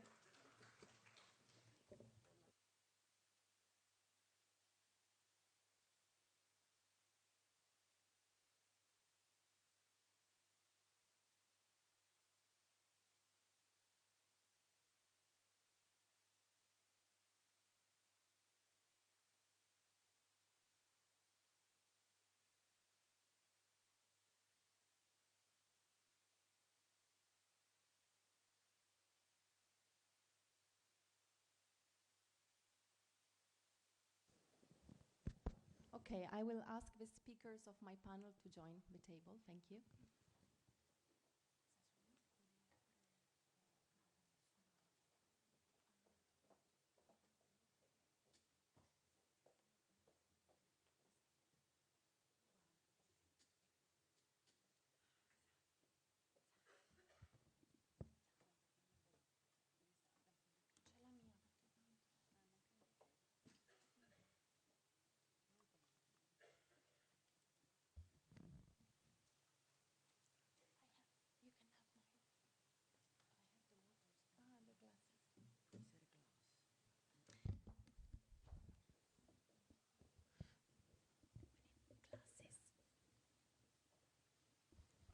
So welcome to this second session of the day, where we will discuss the power of women's network. And I want to start right away by inviting Lea Barudi to join the stage. Lea is an international expert in conflict transformation, radicalization, and reconciliation. And she's the founder and director of March, a pioneering Lebanese NGO. And she's a member, of course, of a Mediterranean Women's Mediators Network, and we have specifically asked her to introduce this panel because she knows very well about the power of women's network, but also she's a storyteller that can really take us into an interesting journey. Thank you, Lea. Can you hear me? Okay, now you can. Thank you, Margherita, and thank you, Wiis Italy, and everyone. It's a pleasure to be here. So I was asked to deliver the introductory session and to first share a bit of my story in how I contributed or tried to contribute to peace. So I will try and do both. So as Margherita said, I'm a peace mediator. And a little bit more about me. So I am Lebanese, and I grew up during the Lebanese Civil War. So like many there, I had my share of fleeing under the bombs, of immigrating several times, of hiding, and I carried that war inside me for many years. And growing up, I had in my unconscious mind all the time that the other is out to get us. When I became a grown-up, I realized that this unconscious feeling was not only in my mindset, but it was there among all of the Lebanese population. And I think that's why I studied to become a mediator, and I studied psychology. I think first to understand myself, and then maybe hopefully others. After that, I founded this peace-building organization called March, which for over 15 years has been working with non-state armed actors in resolving violent sectarian conflict, leading de-radicalization and DDR programs in Lebanon, but also consulting for outside, like Syria. But today's story, I'm going to talk to you about my work in Tripoli, the second largest city in Lebanon after Beirut, not far from the Syrian border, and how there I contributed to peace. Before going to start working in Tripoli, I had never been to Tripoli because of all the violence, poverty, and stigma of extremism surrounding the city. There, two very large districts had been fighting for years their own version of the Syrian war, even actually before the Syrian war started. A Alawite district and a Sunni district, separated by one street, ironically called Syria Street. Young men from these areas were not only fighting each other in 23 rounds of deadly clashes, but also started to cross the border to fight in Syria when the conflict started back in 2011, with either ISIS, the Nusra Front, the Syrian regime, or Hezbollah, depending on which side they were on. When I decided to embark on this journey to try and reconcile this community, everyone said I was crazy and very naive. Literally, everyone. You'll get yourself killed. Tripoli is far too dangerous. These are Islamist extremists. You're a woman. You're a Christian. Even a man couldn't do this. It took me effectively 2 years to convince people to help me, to gain access to these fighters and to convince them to talk to me. My entry point at the end was very small, seemed very naive and non-threatening. I decided to set up a theater project for reconciliation, bringing former fighters from both sides together to act in a play inspired by their lives, which was not an easy task at all. I had my share of being threatened, of being held at gunpoint on several occasions, but at the end, it was a huge success, and it transformed enemies into friends. But this immediately made me realize one thing that was very clear. We needed a space, a safe space, for former enemies to meet, for me to continue this work. Because despite the physical proximity of these neighborhoods, there was nowhere that they could do so. So they were separated by one street, but there was nowhere that they could meet, except, ironically, in prison. So we opened a cafe right on the former demarcation line on Syria Street. At first, it was just a place of gathering, dialogue, and coffee. Slowly, it became a community center. And then it became something much bigger. We realized that reconciliation does not happen in a set of activities or dialogue sessions. It happens when you build an ecosystem around people who were abandoned by every system. So we built a holistic reconciliation and reintegration program around them. Psychological support to deal with trauma, legal support for those stuck in endless legal battles, vocational trainings, dialogue session to unlearn hate, community service so they could counter years of marginalization, and dialogue and activities with security and governmental institutions so they could feel that the state was not only a threat, but also a partner. This ecosystem is what allowed us over 1,000 former fighters and women not only to leave violence, but to become the actors of stability in their neighborhoods. And in today's situation, because what's happening in Syria is impacting Tripoli so much, they are the ones mitigating the tensions and diffusing anything that is happening because they are working together in that. But let me tell you why it worked through the story of two people I will never forget, Samir and Omar. And here I'm using fake names. Samir was a fighter leading one of the non-state armed groups in Tripoli. He came to the rehearsals of the play over 10 years ago, tense, angry, and always ready to fight. 2 weeks in, he tells me he's leaving for Syria to fight with Al-Nusra Front. I asked him why. He said, "You wouldn't understand, you are an infidel." I insisted, "Try me." He first told me, "For the cause, for religion, for God, we Sunnis are oppressed." And then he added, "And also, this way I can get married and have children." I asked him to explain. He told me he was stateless because his father has been in prison when he was born and missed the deadline to register him according to the Lebanese law. I started to ask him all sorts of questions about his situation and asked him to wait a bit before going to Syria. I started speaking to lawyers, pushing for papers, and helping him in his endless legal battle. Fast forward 10 years. Today, Samir didn't go to Syria. Neither did 30 of the young men that he had gathered with him to go. Samir is one of the main coordinators of our reconciliation program, working actively to help others like him and closely coordinating with the army and security forces to reduce tensions on the ground. He is married and has a daughter named Leah. When I asked him what changed, he reminded me of that moment 10 years ago when we talked. He said, "You didn't try to convince me with logical arguments or what's right or wrong not to go. You just listened, you didn't judge me, you tried to help, and you kept your word." Then there is Omar. Omar came to us years after Samir. He had spent 5 years fighting with ISIS in Syria. When he came back to Lebanon, he lived hidden from the authorities, sometimes with a suicide belt around his waist.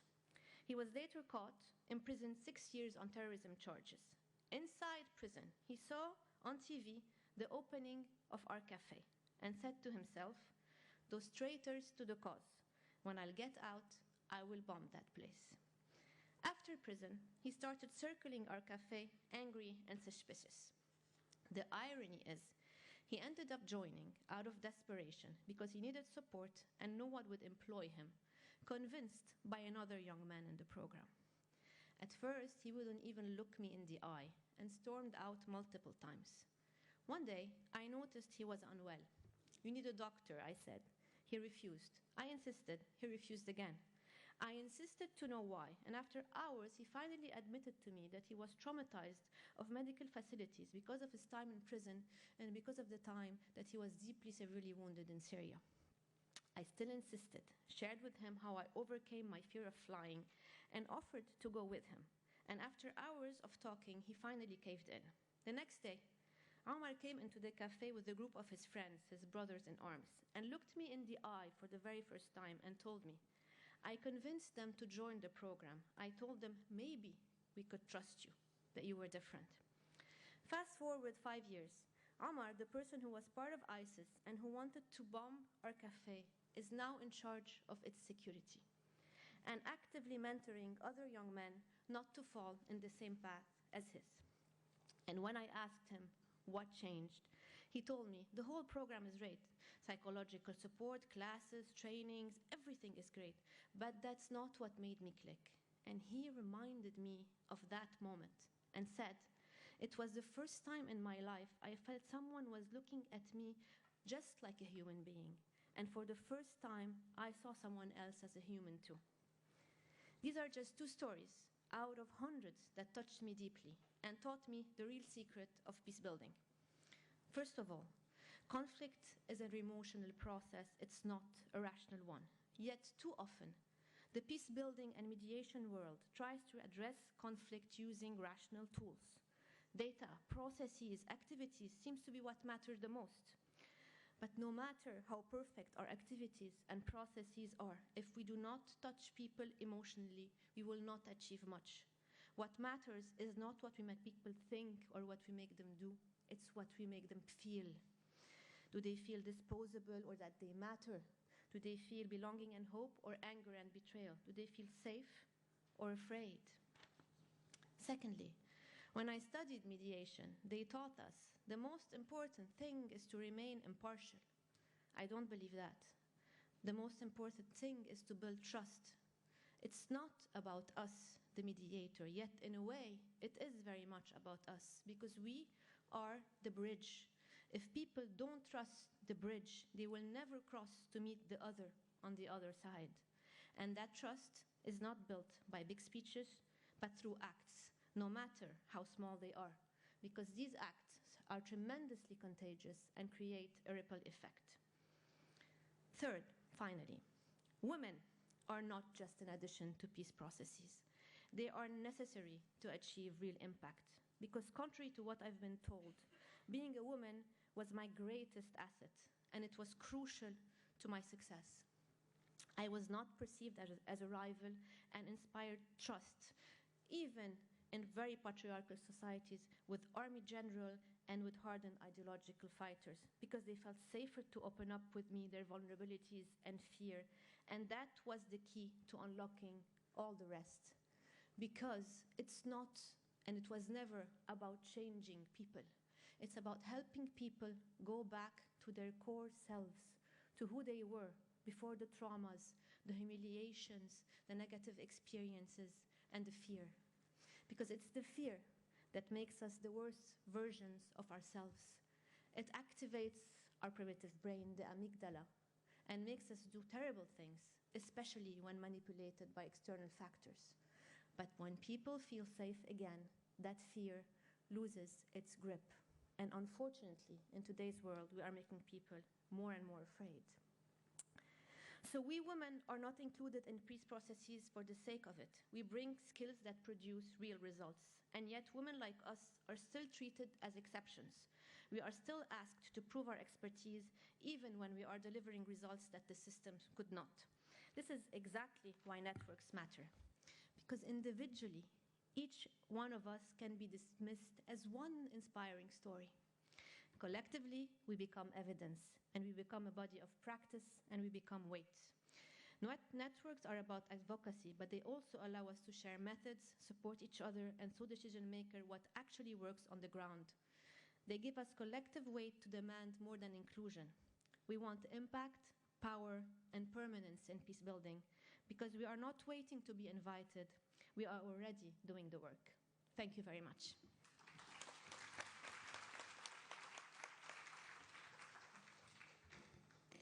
Thank you very much, Lea. Thank you for sharing such a powerful testimony and also for taking us on the journey on the strength but also the transformative approach of networks.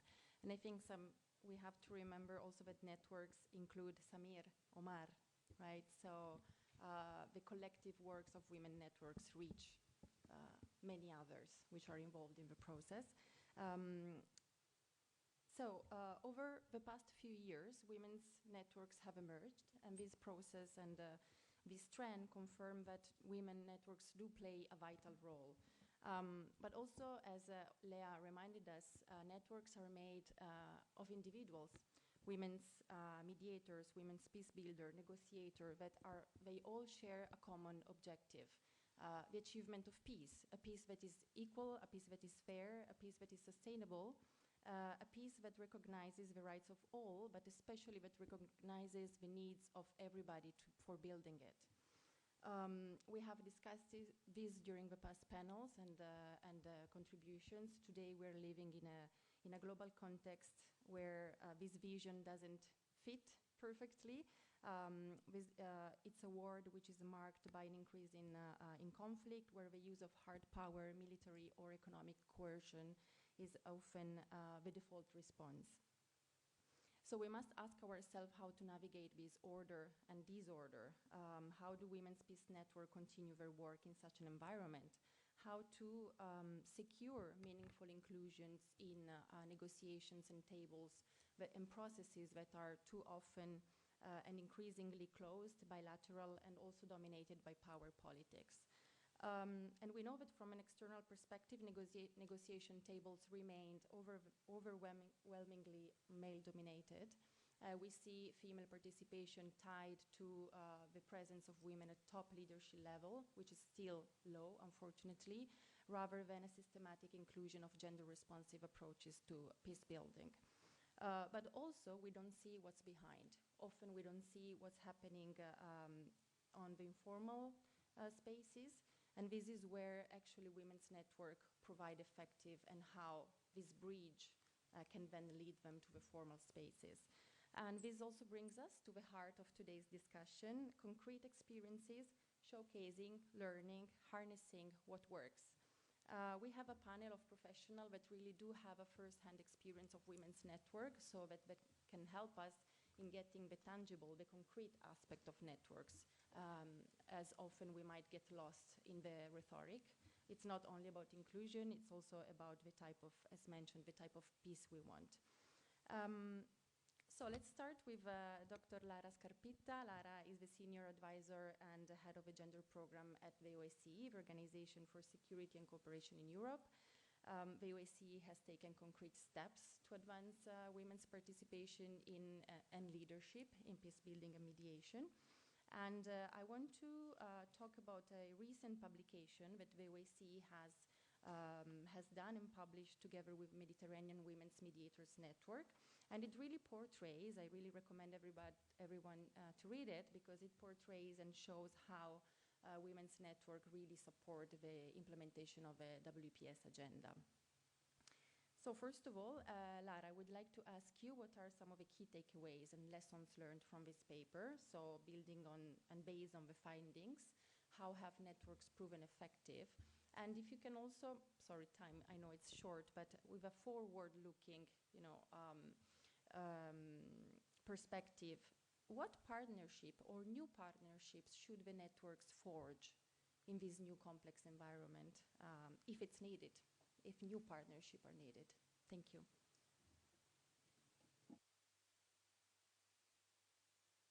Yes, thank you very much, Margherita. And allow me first of all to really express how happy I am to be back to Italy, my home country, but also to be back in this room. A few months ago we came here with Italy, we organized a big conference on femicide. Today we are here in the same room to talk about the role of women mediators and the recognition of women mediators. And I think this is very symbolic, very important, and also a big thank you to Leah, because I know of her own personal commitment to always engage with women, women mediators, and women active for peace. Now, just moving on to your question, also I have to thank Loredana Teodorescu and her team. Forgive me, but I think it's an incredible effort that has been made to bring this event together and bringing us all together. You asked about the paper. Indeed, we produced a paper. We started from the experience of seeing the role of women, often unseen, often unrecognized, but the role of women are playing every day in conflict-affected countries. We heard from Leah, we heard from many others, women we will hear from other mediators. They are the pulse of the communities, but most importantly, they are the one who are investing in dialogue, they are investing in peace, they are investing in hope when conflicts are erupting. This particular role, I mean, I work in conflicts for more than 20 years, and I've seen this firsthand. This is not recognized. So we, as an organization devoted to security, but with a strong work on gender equality and mainstreaming gender equality in conflict prevention, we looked in investing more in women participation and also in Women's Mediators Network. And we launched several initiatives, some you mentioned. We have mentoring, we have networking platforms, but we wanted to have evidence-based an assessment of the impact of these networks. Why do these networks work? Because we needed this in order to be able to push the agenda forward also internally. So together with the Mediterranean Women Mediators Network and Loredana, but also with Anna, we look specifically at across the OEC, but also bringing the experience of Yemen, Syria, looking also at the humanitarian angle, and in particular to look at how these women were, Women Mediators Networks were providing space for dialogue and for peace building, where such a space was not so common. And I think what came out of this paper, which we have some copies, but you will be able to access, and is a reflection paper, a policy paper. What we found is that our networks do provide a real structural space for exchanges of best practices and lessons learned across different contexts. There are some success stories across the world. Often we cite Northern Ireland, we cite Colombia. Some of the African countries, of course, have a very strong record, but this knowledge is not necessarily reflected across. So networks do provide the women with that kind of expertise. They also serve as very important protection mechanism, especially for women who are operating in volatile and dangerous environments. I think the networks provide the safety net because women know where to refer themselves to in case of danger. They do play a critical role in bridging the role of dialogue, in bridging dialogue where formal channels struggles or collapse, especially in protracted crises. These networks allow for dialogue where other formal processes fail. And we are seeing this extensively in the context of Ukraine, but I've also seen it firsthand in the context of Syria, and this is also reflected in the paper. Most importantly, of course, they connect the local realities with the national, with the regional, and the international policymakers. We want to make women mediators at the grassroots level recognize we need to be able to connect them with us as an international organizations, with the national authorities, but most importantly with the peace processes at a global level. Networks do this because they bring together the collective power of the networks. They also, the most important thing, another 2 points about the power of networks, is that we found that they expand the lifespan of peace processes. Very often we see peace processes ending, or the general attitude is an agreement is signed, peace process, peace starts. No, this is the beginning of a very long process. And we know this from all the studies on post-conflict and reconciliation. Well, the networks maintain this lifespan by really keeping at the local level and at the national level the efforts for dialogue, which is needed and we very often is forgotten by the international community when the funding moves on somewhere else to address other needs. And finally, and I think it's extremely important, is they promote intergenerational exchanges, but I like very much this idea that Liberata mentioned, intergenerational co-leadership. I think it's exceptionally important to recognize that young women are leaders today, not tomorrow. We are investing a lot in young women, but I think collectively we need to do more also working with students to ensure that they take a stronger interest in the gender equality agenda. To conclude on the way forward, because I believe I'm slightly over time, now what is needed? Now I'm speaking from the perspective, of course, of an international organization, but allow me to also bring in the perspective of a woman that had the privilege of working with many women mediators at a local level, so I've seen them firsthand, some of their struggle. I think, first of all, women mediators, they need recognition. They need political recognition, they need political support, but they also need sustainable, predictable, and flexible funding. This is not a room full of donors, of course, so I'm preaching to the converted, although we have some that side, but it's very important that women networks are sustained financially. I think this is exceptionally important that also the women demand clear, substantial financial support in their applications for funding.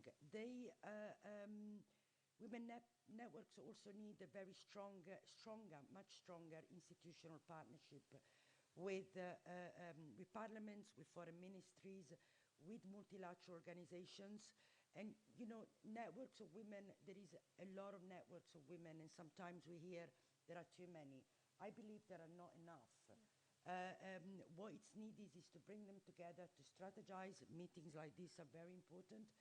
But many local networks connected to the bigger networks are exceptionally important, because you need to go dive down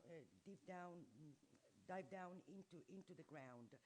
There is also important for these networks, women mediators and peace builders networks, to also partner with the humanitarian, the development, and also the security sectors. We are working extensively with women networks in preventing and countering violent extremism. We have networks of women professionals in water and energy, in climate. I mean, these are all areas where the women, peace, and security agenda is fundamental, because climate change and lack of access to natural resources are all drivers of conflict. So preventing conflict should also be part of the focus in a much wider sense. And finally, I think it's very important for this network to strengthen their visibility and strategic communication about their role. Fundamentally, besides us, which we are in this area where we all working on the WPS agenda, there is still, and I see it internally as well, very little understanding as why the women, peace, and security agenda is important, why gender equality is important, and explaining more why we need to invest in the WPS agenda to prevent conflict and foster peace it's fundamental. And the networks can do this by strengthening their communication and also the visibility that is given to the work that is being done. Thank you.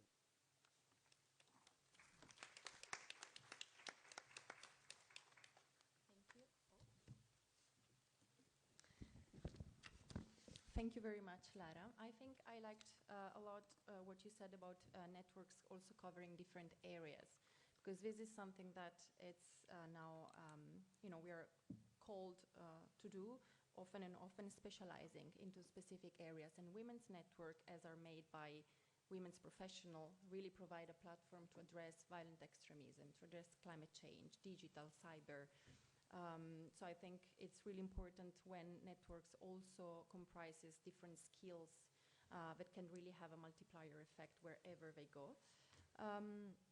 You mentioned the publication, and you mentioned the role of Loredana and Anna as co-authors. So I want to focus now and turn to our next speaker, Anna Cervi, founding member of Italian Network for International Mediation, also a member of Mediterranean Women's Mediators Network, with an extensive experience in humanitarian assistance. When we talk about peace and security, we are also inevitably talking about humanitarian assistance, because long before the negotiation begin, humanitarian action is the first response. And it can also serve as a diplomatic channel, creating spaces for dialogue where political engagement is not yet possible. You've covered the chapter on humanitarian diplomacy, so I would like to ask you if you could share more about how do women's network contribute to humanitarian diplomacy, maybe also how does humanitarian diplomacy works, and what recommendation would you offer in that case to institutions that in this context seek or may be willing to engage women's networks? So I've asked Clara how networks should outreach to different partners. To you, I ask the opposite. How can institutions approach them in a humanitarian context? Thank you.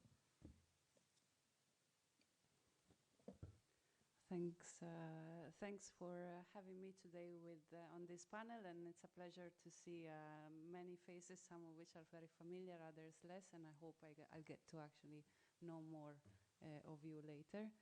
I'll try my best to go straight to the point, and in the interest of time, stick to the 5 minutes I've been given.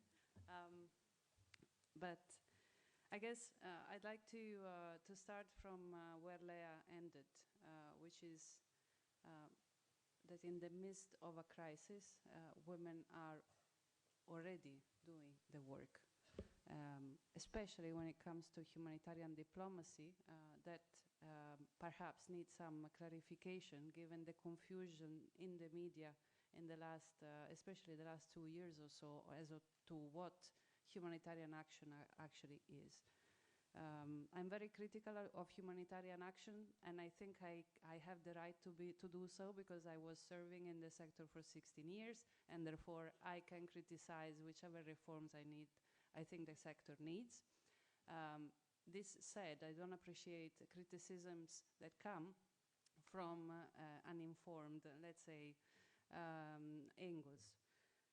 This said, humanitarian diplomacy is what actually brings an environment within which a lifeline can be drawn during very difficult times in a country, especially when we are talking about armed conflict.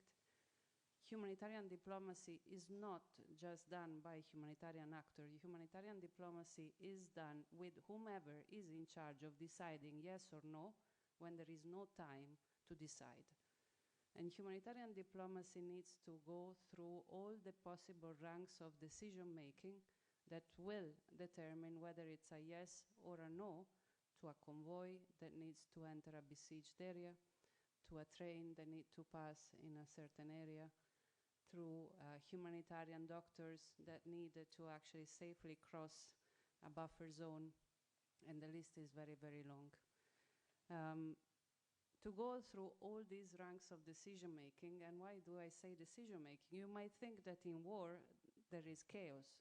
Yes and no. in war, there are rules, and there is decision-making of different actors, especially security ones. And going through ranks that will say yes or no to something as vital as life of the population on the ground requires outreach. And this is where the networks actually come into play. Without a network that is able actually to go from the ground level decision maker to the central one, and sometimes actually more often than not also international decision makers, those yes and those no's are simply always no. And this is where networks, women networks, but networks more in general, have been able in the midst of conflict, and in this paper we focus particularly Ukraine and Yemen and Syria.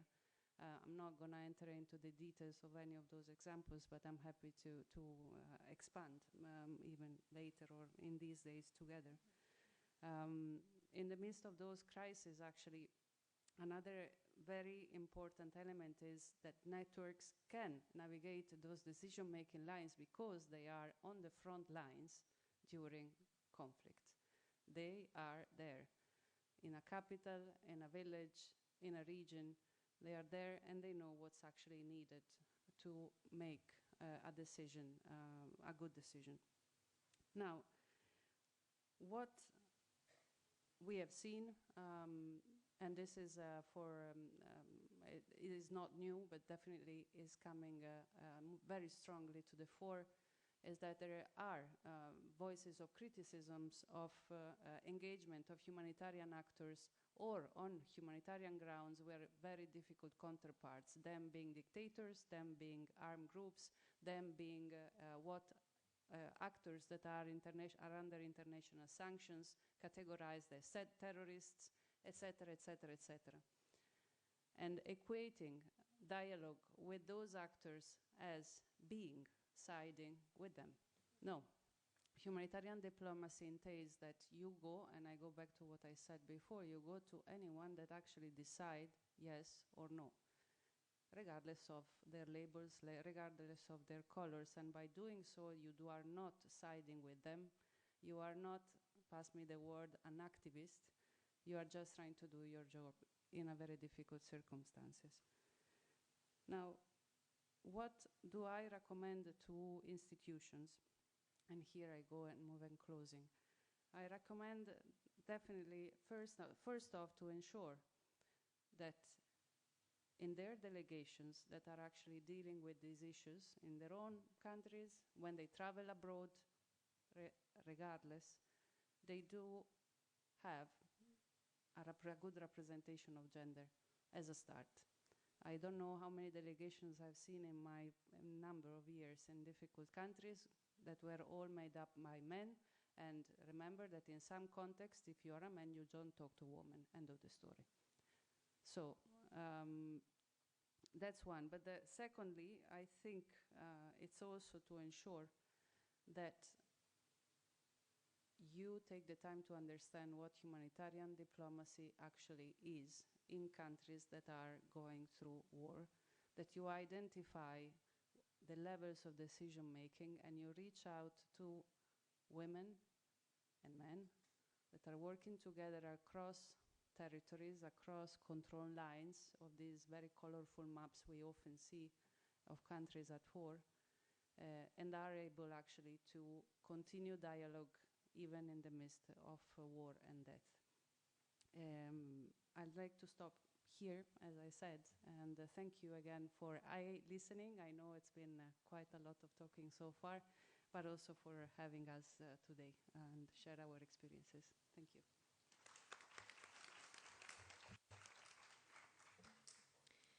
Thank you, Anna. Thank you, first of all, for clarifying and introducing us to humanitarian diplomacy, which is, as you said, it requires a lot of attention and studying before approaching it. But also, I think, thanks for reminding us that victims are, population affected by conflict, whether men or women, are not only victims. We often say it about women, of course, but I think it's also true for men. As you said, in crisis and a conflict situation, women are already doing the work alongside with men. So I think this is the most important aspect. And whenever a team going into a conflict country for negotiating or starting a dialogue on humanitarian assistance, it's important to identify all those women and men who are already there, because this is, I think, one of, as you said, the first aspect and the first thing to do. Now, I would like to move to our next speaker of the panel, Professor Betul Selik, Professor of Political Science, expert on conflict, reconciliation, peace processes, and gender. Not only member of the Mediterranean Women's Mediator Network, but one of the founder of the Turkish antenna of a network. So I think this really provides us an opportunity to hear from you how does the women, peace and security agenda remains essential, and how are women's network like the Turkey antenna, how is it crucial in a context like Turkey and in a regional context also where Turkey is placed, where you have conflicts going on, but also formal and informal peace processes currently evolving. Thank you. Thank you, and thank you for the invitation. Distinguished MPs, diplomats, colleagues, and friends. Most of what I was going to say was already be said, but I'll repeat it in the context of Turkey. Today's conflicts are increasingly protracted, fragmented along many lines, informal, and have gained new formats as the world keeps changing. They are not effectively or necessarily effectively addressed by peace negotiations, elite negotiations, and most of the time they are opposed by societies if they are not explained well. So they persist through cycles of low-intensity violence, political polarization, social fragmentation, unresolved grievances, and can quickly escalate with the help of social media. In such context, the absence of women from peace processes is not merely a question of representation, it's a structural failure, since women carry many different qualities that can be brought to these processes. The WPS agenda persists because it insists that peace is not only negotiated, it is socially constructed and maintained. And this is why mediators networks become essential. Women mediators networks do not simply add and serve women to peace processes, they reshape how peace work is done. And Turkey illustrates why this matters. For decades, Turkey has experienced a complex and unresolved conflict landscape characterized not only by violence, but by polarization, shrinking civic space, increasing authoritarianism, identity-based tensions, and deep mistrust between communities and institutions. And much of this conflict is reflected to societal polarization. So today in Turkey, there is no comprehensive and inclusive peace process that meaningfully engages the public. There is a process, we call it the process, and dialogue around the Kurdish issue remains limited, highly sensitive, and largely disconnected from the society. At the same time, polarization has deepened across multiple and overlapping lines. Secular versus non-secular, Alevi versus Sunni, pro versus anti-government, pro versus anti-gender equality, and the list continues. But most of these issues are also layered onto the long-standing Kurdish issue. And these different groups have different beliefs, emotions, attitudes towards these different conflicts. And in such an environment, mediation is not only about resolving a single conflict. It is about preventing further social fragmentation and keeping spaces for dialogue alive. The Turkey antenna addresses this reality through mediation for social cohesion. That's what we focus on, rather than waiting for a formal peace table to emerge. First, we create safe and inclusive dialogue of spaces where difficult conversations can happen, because we provide that trust environment. Because the current peace-related discussions in Turkey do not prioritize public engagement, many grievances, fears, as Leah talked about, misunderstandings remain unspoken, or expressed only through polarized narratives. The antenna brings together women from different identities, political positions, and lived experiences. And within these spaces, we deliberately engage with topics that are often considered sensitive to address publicly. And these are not abstract discussions, but guided by mediation principles, which we care a lot. That is, listening to understand and identifying shared concerns. Second, we sustain informal peace work related to the Kurdish conflict when formal peace processes are absent. We try to strengthen the capacity of women peace builders working on different aspects of the conflict, as well as other conflict issues, such as the Kurdish-Syrian societal tension in Turkey. So as you see, a Kurdish issue overlap and cuts across many conflicts in Turkey. And we strengthen their capacity, connect their experiences, and ensure that the work does not remain invisible or isolated. We do not claim to replace political processes. We prepare the ground for them by reducing mistrust, humanizing differences, and equipping women with necessary skills for dialogue and trust building. Third, our members are embedded in communities and have deep expertise on the conflict. Some of the members have engaged in dialogue with the newly established Parliamentary Commission addressing the disarmament, demobilization, reintegration, DDR, of the PKK members. DDR is not only a technical or security issue, but also a social one. The members brought to the attention different country examples that they have learned through Global Alliance of Mediators. So Global Alliance of Mediators is a good knowledge resource for us, as well as how DDR processes might impact families, local communities, women, and the conditions needed for coexistence. This engagement bridges the gap between policy-level discussions and lived experiences. In a context where public trust is fragile, this kind of connection we find very essential. Thus, our work is about expanding the peace ecosystem, to repeat Leo's words. So importantly, we operate with an understanding that peace in Turkey is not a single event. It's a long process that requires social legitimacy, trust, and inclusion. If the Women, Peace and Security agenda is to remain relevant, it must be understood not as a checklist, but as a framework for adapting peacemaking to today's conflicts. And this means recognizing informal mediation, the work that we do, aiming social cohesion, as important as peace tables, and investing in networks. And that is what the Turkish antenna is trying to do. Thank you.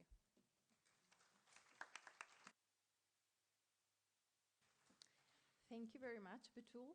I think you also highlighted very well how networks have the courage and the power and the sensitivity to address topics which are difficult, which are hard, and because here lies the ability of networks creating bridges. So facing social dialogue, social cohesion, intergenerational dialogue, identities, different identities. So I think this is one of the testimony that you brought us. Thank you.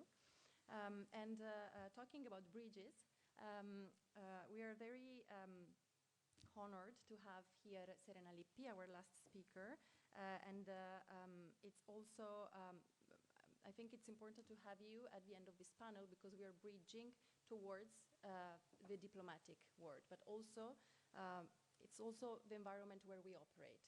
So, Serena Lippi is Ministro Plenipotenziario Diplomat, co-founder and current president of Associazione Donne Italiane Diplomatiche Dirigenti, so can we say the Association for Women in Diplomacy in Italy. The association promotes gender equality and highlights the role of women serving as diplomats within the Italian Ministry of Foreign Affairs. I would like to reflect with you on issues related to leadership, to diplomatic career, and on the role of networks in this field, drawing on the experience of association. So could you share your thoughts on the role that these networks play and the importance of having a dedicated space for women even within the diplomatic field, but also which challenges still remain? Thank you. Yes, thank you very much, Margherita. And I'll try to be brief and rapid, I hope, because the topic is very important. But good morning, everyone. And first of all, I would like to really thank Wiis Italy, especially the president, Loredana Todoresco. Felicitation for this extraordinary job, I know, and your engagement. I mean, this is a very interesting session that gives me the opportunity to speak from my diplomatic perspective about the power of women networks and the fundamental role in advancing a women peace and security agenda through this collective action, with a special focus on my experience as chair of DID, Women in Diplomacy, an association that I co-founded 25 years ago. So more than 25 years ago, after the adoption of United Nations Security Council resolution, we can say that one of the most effective, sometimes underestimated drivers of the implementation of women in peace and security agenda is Women Network. Network should always operate at different level: local, national, global, connecting activists with policymakers, women mediators with international organizations, civil society with institutions, and in doing so, the network transforms individual efforts into collective influence. So there are three aspects that I would like to stress. The first is women networks are really strengthen advocacy. You know, individually, women peace builders often face limited access to power and decision-making spaces. And while collectively, through networks, their voices gain legitimacy, visibility, political weight. But networks also allow women to define shared priorities, coordinate messaging, and advocate more effectively for inclusive peace processes. And the clear example, as we heard from Lia Barudi, came from women mediator networks operating in conflict, post-conflict settings. And these networks have been instrumental in advocating for women's inclusion in peace negotiations, ceasefire monitoring, transitional justice processes. So by speaking with one voice, networks are harder to ignore. They change the perception that women's participation is only symbolic and demonstrate instead that is strategic and essential for sustainable peace. Second, these networks are powerful platform for knowledge sharing, for capacity building. So women peace builders accumulate deep contextual knowledge that are important about local conflict dynamics, community needs, and informal power structure. And as the OIC's-led initiatives offer strong example of this approach, as underlined by Lara, by supporting regional and national women networks, the OICC has helped facilitate exchanges of best practice on mediation, early warning, and conflict prevention. The collective learning is particularly important in fragile and polarized environments where women often operate in isolation under pressure. And networks can reduce the isolation and increase resilience. Finally, women's network expand access to decision-making spaces. And we know that in public institutions, national governments, international organizations, security sectors remain largely male-dominated. Today, I see only 1-2 men, probably. Networks could act as bridges, connecting qualified women to opportunities that would otherwise remain closed to them.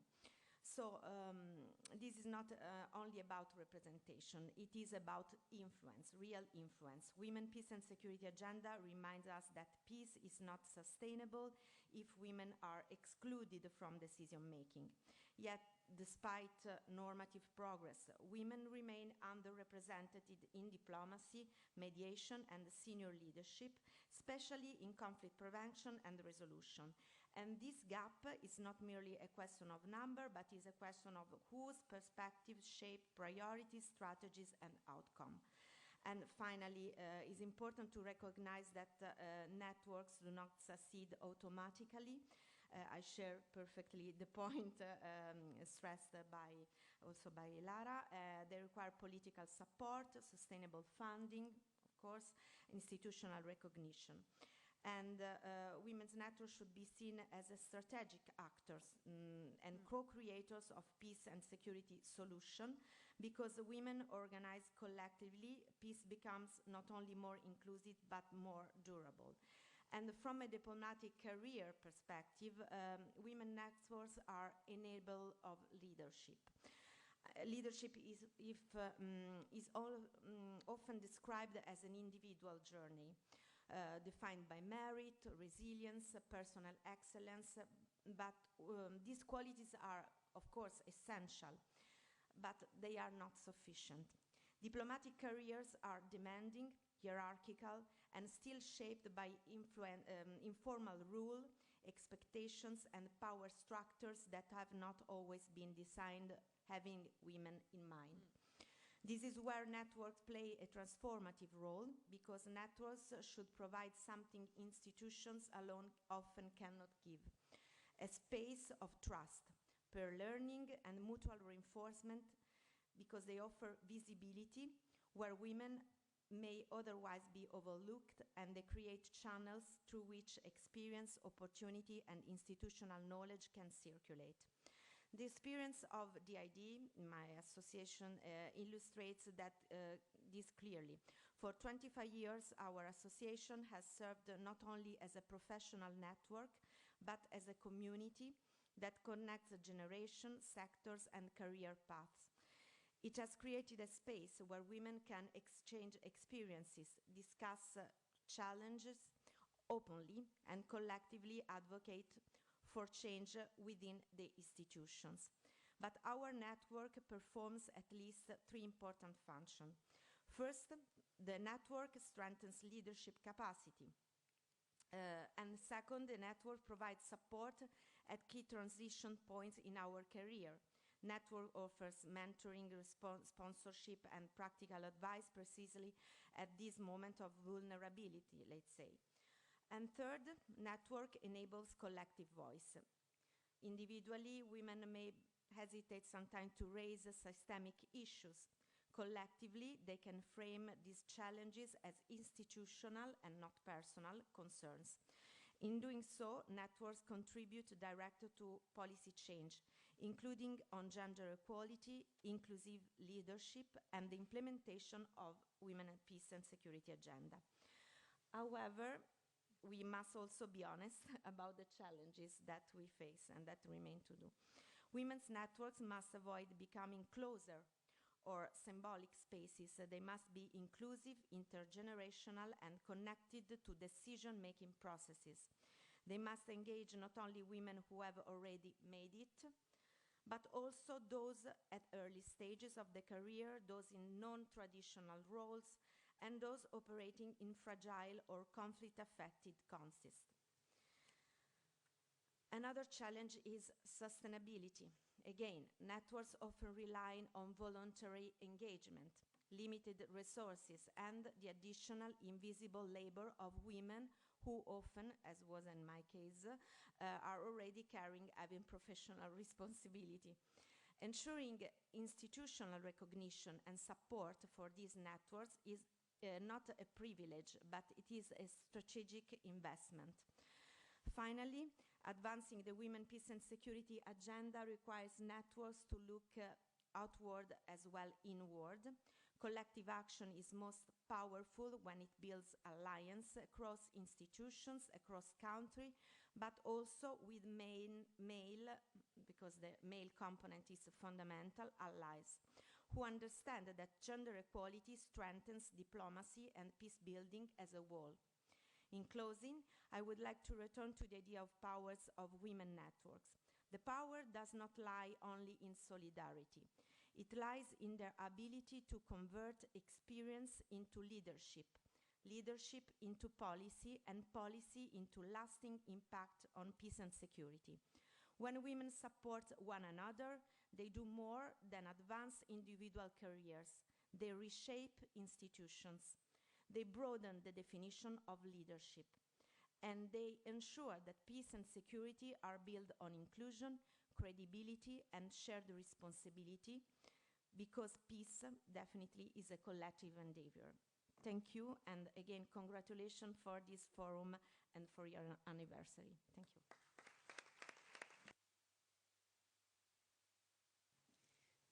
Thank you very much, Serena. I think what you provided the closure for this panel, which is women overall inherited systems which are made by, that have really hierarchical and strong power structures. But the power of networks is also to break these structures, change them, and open new spaces. So thank you for that. So I would like to thank all the members and the speakers of this panel. Thank you very much. And my two takeaways, very quickly. I think it's clear now, if you are not part of a network, join one. Find your community. I think it's really an added value for all of us, and it can expand everywhere. I think networks changed my life, and it changed mine. And I have to thank Wiis for that. And second, let's all use our voices for peace, for amplifying the requests and the calls for peace. So thank you, everybody. And I will now leave the call here, the moderator of the next panel, Dr. Azzurra Meringolo, and the next session will be on women voices from the ground. So thank you.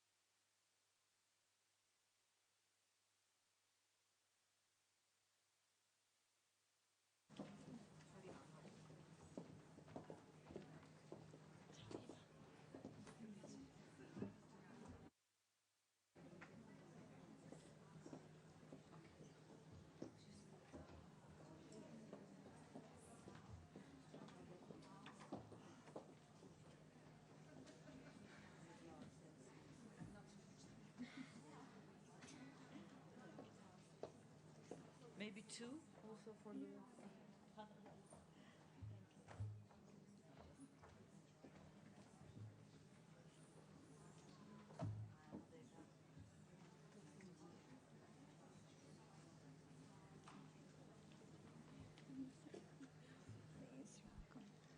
Okay, good afternoon, and welcome to this last panel, Women Voices from the Ground, from Policy to Practice.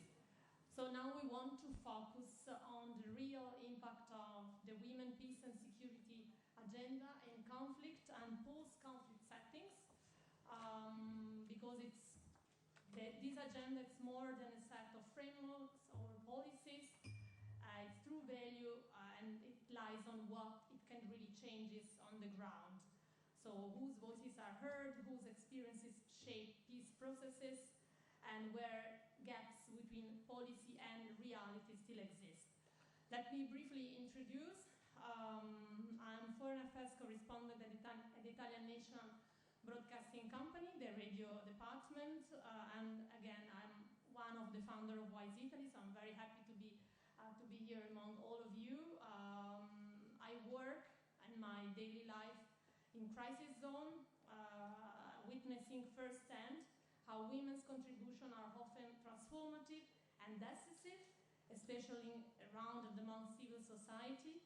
But yet I've also seen that when the transformation from war to peace begins, so we move from emergency to reconstruction, women are too often pushed into secondary roles. So this panel aims really to bring these experiences to the center through first-hand testimonies. I will introduce them one by one. We will try to explore how the Women, Peace and Security agenda, what it means in practice, what still has to be fulfilled, and how it can lead to real and tangible change.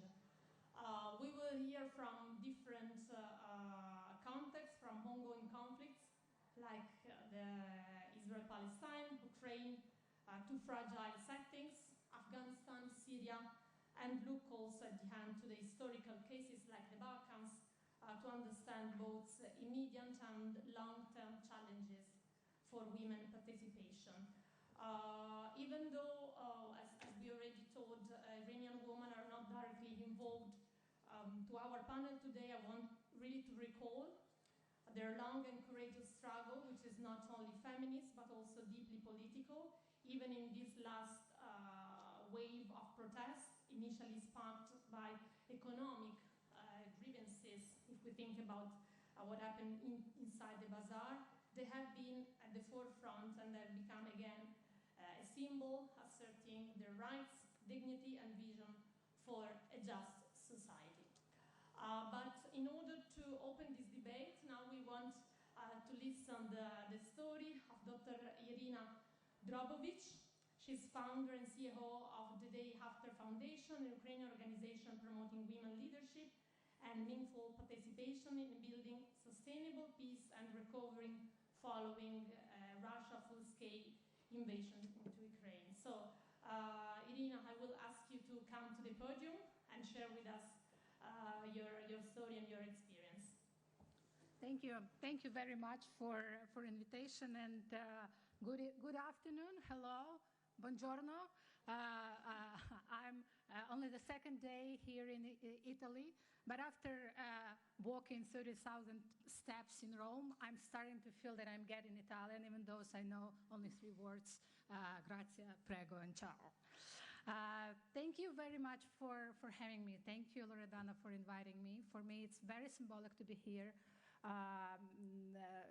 Again, reflecting how some meetings in your life can, in the end of the day, bring you to the spaces where all the global experiences could be shared and working for new initiatives. I also, I'm grateful to Italy, to the government of Italy, to the Parliament of Italy, where we are, and to the people of Italy for standing with us as long as it takes in this time of the dramatic war Ukraine is going through. That means a lot for us, so grazie. I will tell you my story as I have been asked for. I would remind you that the war in Ukraine started in 2014. Back that time, I was the assistant to the Prime Minister, and I was looking how the war has started from the perspective of the decision makers. I'm just looking, because I was this assistant taking the notes, but I have seen this leadership in the situation where the country was not prepared at all for the war. The political leadership that has built a coalition and global support to Ukraine. The large-scale war in Ukraine started back in February 2022. We are approaching the fourth, unfortunate anniversary of this war. At that time, I was civil activist, women's rights activist. But on the day when the large-scale war started, I was visiting my parents with my, that time, 3-year-old son. What could be better for the child as treated by the grandparents? I enjoyed that time, but the war just started. And we spent that while in the more secure part of Ukraine, Western Ukraine, with my parents. And I was forced to explain the small child that the fighter jets that were flying to catch up the missiles all over the Ukraine are maybe some heroes from the cartoons, bringing the flights, bringing some presents to the people. I was forced to explain him that his father came to the war. He's civilian, but he decided to go to the front line as millions of women and men who decided to go to the front line to defend the country. I was facing all these complicated questions, but in the same time I was traveling all over the Europe for advocacy, to tell the story about Ukraine, about our resilience and why it is important to withstand this enemy. And in the end of the day, I found myself in the United States as a Humphrey Fellowship. And the last part of my fellowship was at the US Institute of Peace. That US Institute of Peace, not Trump's US Institute of Peace. And in this USIP, I actually met wonderful people who became my mentor, as a Kathleen Keenest, who led the Women, Peace and Security program at the USIP, and Lauren Van Metre, who is the president of the Wiis. And both of them have been asking me the question, what you will be doing when you will be back home? I was reflecting on that, and in one of the conversations, I came to the conclusion that I just want to support Ukrainian women in preparing for peace and in making our day after a better day. And I came back in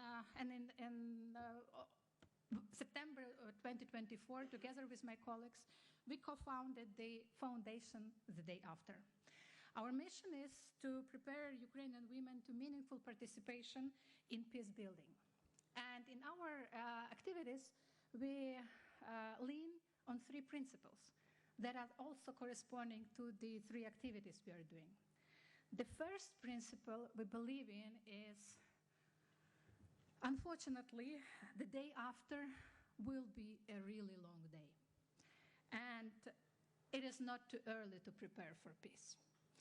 When we started to talk in that way and to start checking, to check in and to measure the temperature, how the society is preparing for peace, we were facing some communication challenges, because talking to preparing for peace while you're in the hot war is risky. But we have found the way how to communicate, and in that activity, we are organizing the study visits to the countries that have gone through major conflicts and wars. We are learning from others days after. Last year, we have been traveling to Rwanda and to South Africa and to Bosnia and to Kosovo. And we have established connections with the women's movement in Northern Ireland. We also established connections with the think tanks and organizations that are for decades working on peace. Marta Ihtisari Peace Foundation, PRIO, Peace Research Institute Oslo, Kroc Institute in Notre Dame. We are so happy to build connections with Wiis. And this year we are planning to go to Croatia and to Cyprus to see how they are post-war settlement and or managing of the non-violent conflict allowed them to go to the European Union as the Ukraine is going to European Union. We would like to go to the Philippines and to Colombia to see how women have been part of negotiations, and to go to Syria and to Yemen and to Lebanon to see on the social cohesion. you should ask how it is possible, to bring the African context to Ukraine, how it is possible to bring Colombian or Asian context to Ukraine. But in those study visits, we have met extraordinary women who are for decades investing in the peace building in their communities. And we have also seen the solidarity between women's movement in Ukraine and in those countries. And in the end of the day, we brought to Ukraine the questions we should ask ourselves about the day after. We should bring to Ukraine the challenges that we will be facing in our day after. And we have also brought the role models, those women, community leaders. You shouldn't be the prime minister to invest into peace building. You could be the community leader, and you will be investing into peace building. All of that brought us to the reflection about our future, about who we are now with all the war experiences, and who we would like to be in our day after. And that brings me to the second principle that we are leaning on in our foundation, that is, every experience matters. Every war experience matters, and there are people behind numbers. For that reason, we are traveling around Ukraine to different regions and are listening to the stories of women community leadership. Me personally, I have been in 15 regions last year, going to the western Ukraine where it's really more secure, but also going to the south, to the city of Odessa, and listening how the missiles have been catched over the seaside. Also going to the city of Kharkiv, that is 30 kilometers from Russia. Going to the city of Dnipro, that is 30 kilometers from the front line. In all these regions, I have seen powerful stories of women community leaders that sometimes, who are sometimes don't understand how their leadership is currently working. You have been talking in previous session, women are already doing the work. Those women are already doing the work. And for looking in our day after, we are also conducting educational efforts for those women community leaders. We have developed training manual based on the results of our study visits and partnerships with international partners.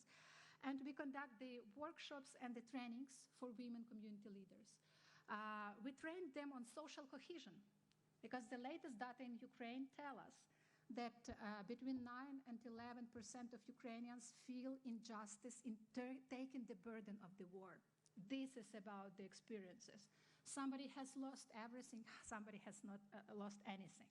Somebody has been on the battlefield, somebody fled the country. Different experiences will, in the end of the day, bring us to the deep division lines in our society. And we would like to avoid that by talking about social cohesion with women community leaders. We are talking with them about asset-based community development, transformative leadership, peace building, and mental health. Last year, we have trained 150 women community leaders. For the next half of a year, we are planning to do the same work for another 150 women community leaders. And we have created the community of foundations a day after of 65 leaders who are working with us very closely. And the third principle, the last principle we are leaning on is women are playing extraordinary role during the war, and we would like them to be visible and meaningfully participated in the day after. Not to forget about us, but to invest our knowledge and skills into post-conflict settlement.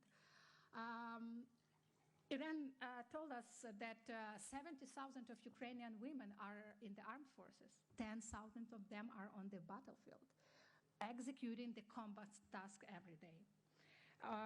Over the almost 53% of Ukrainian women have newly established the businesses during the large-scale war, and they invest in the war economy.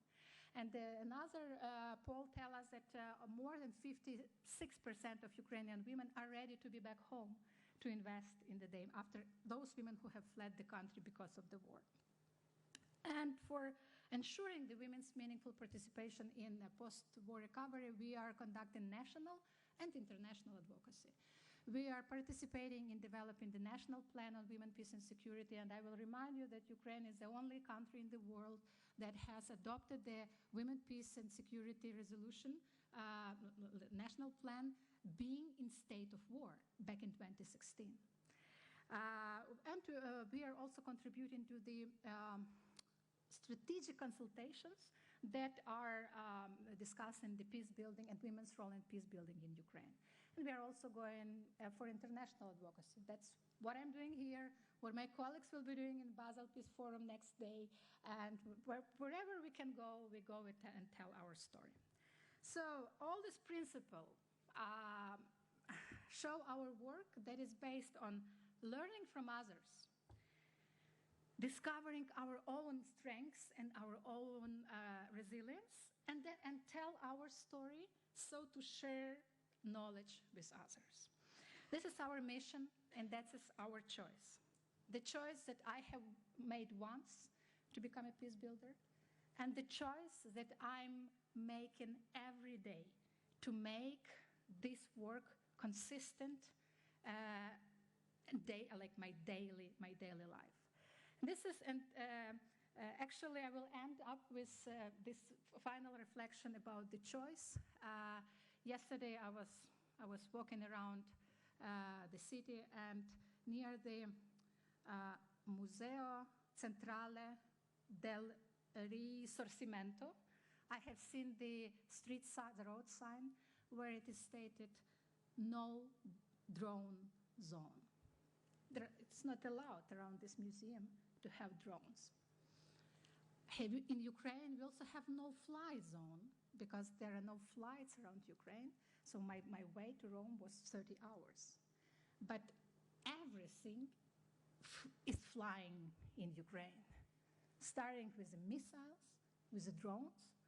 And there was a huge attack a few weeks ago, and the drone was fallen at the building 2 blocks from my home, directly across the school where my son is going to the school. And every day I'm bringing him to school, I see the big black hole on some of the floor where the drone was fallen.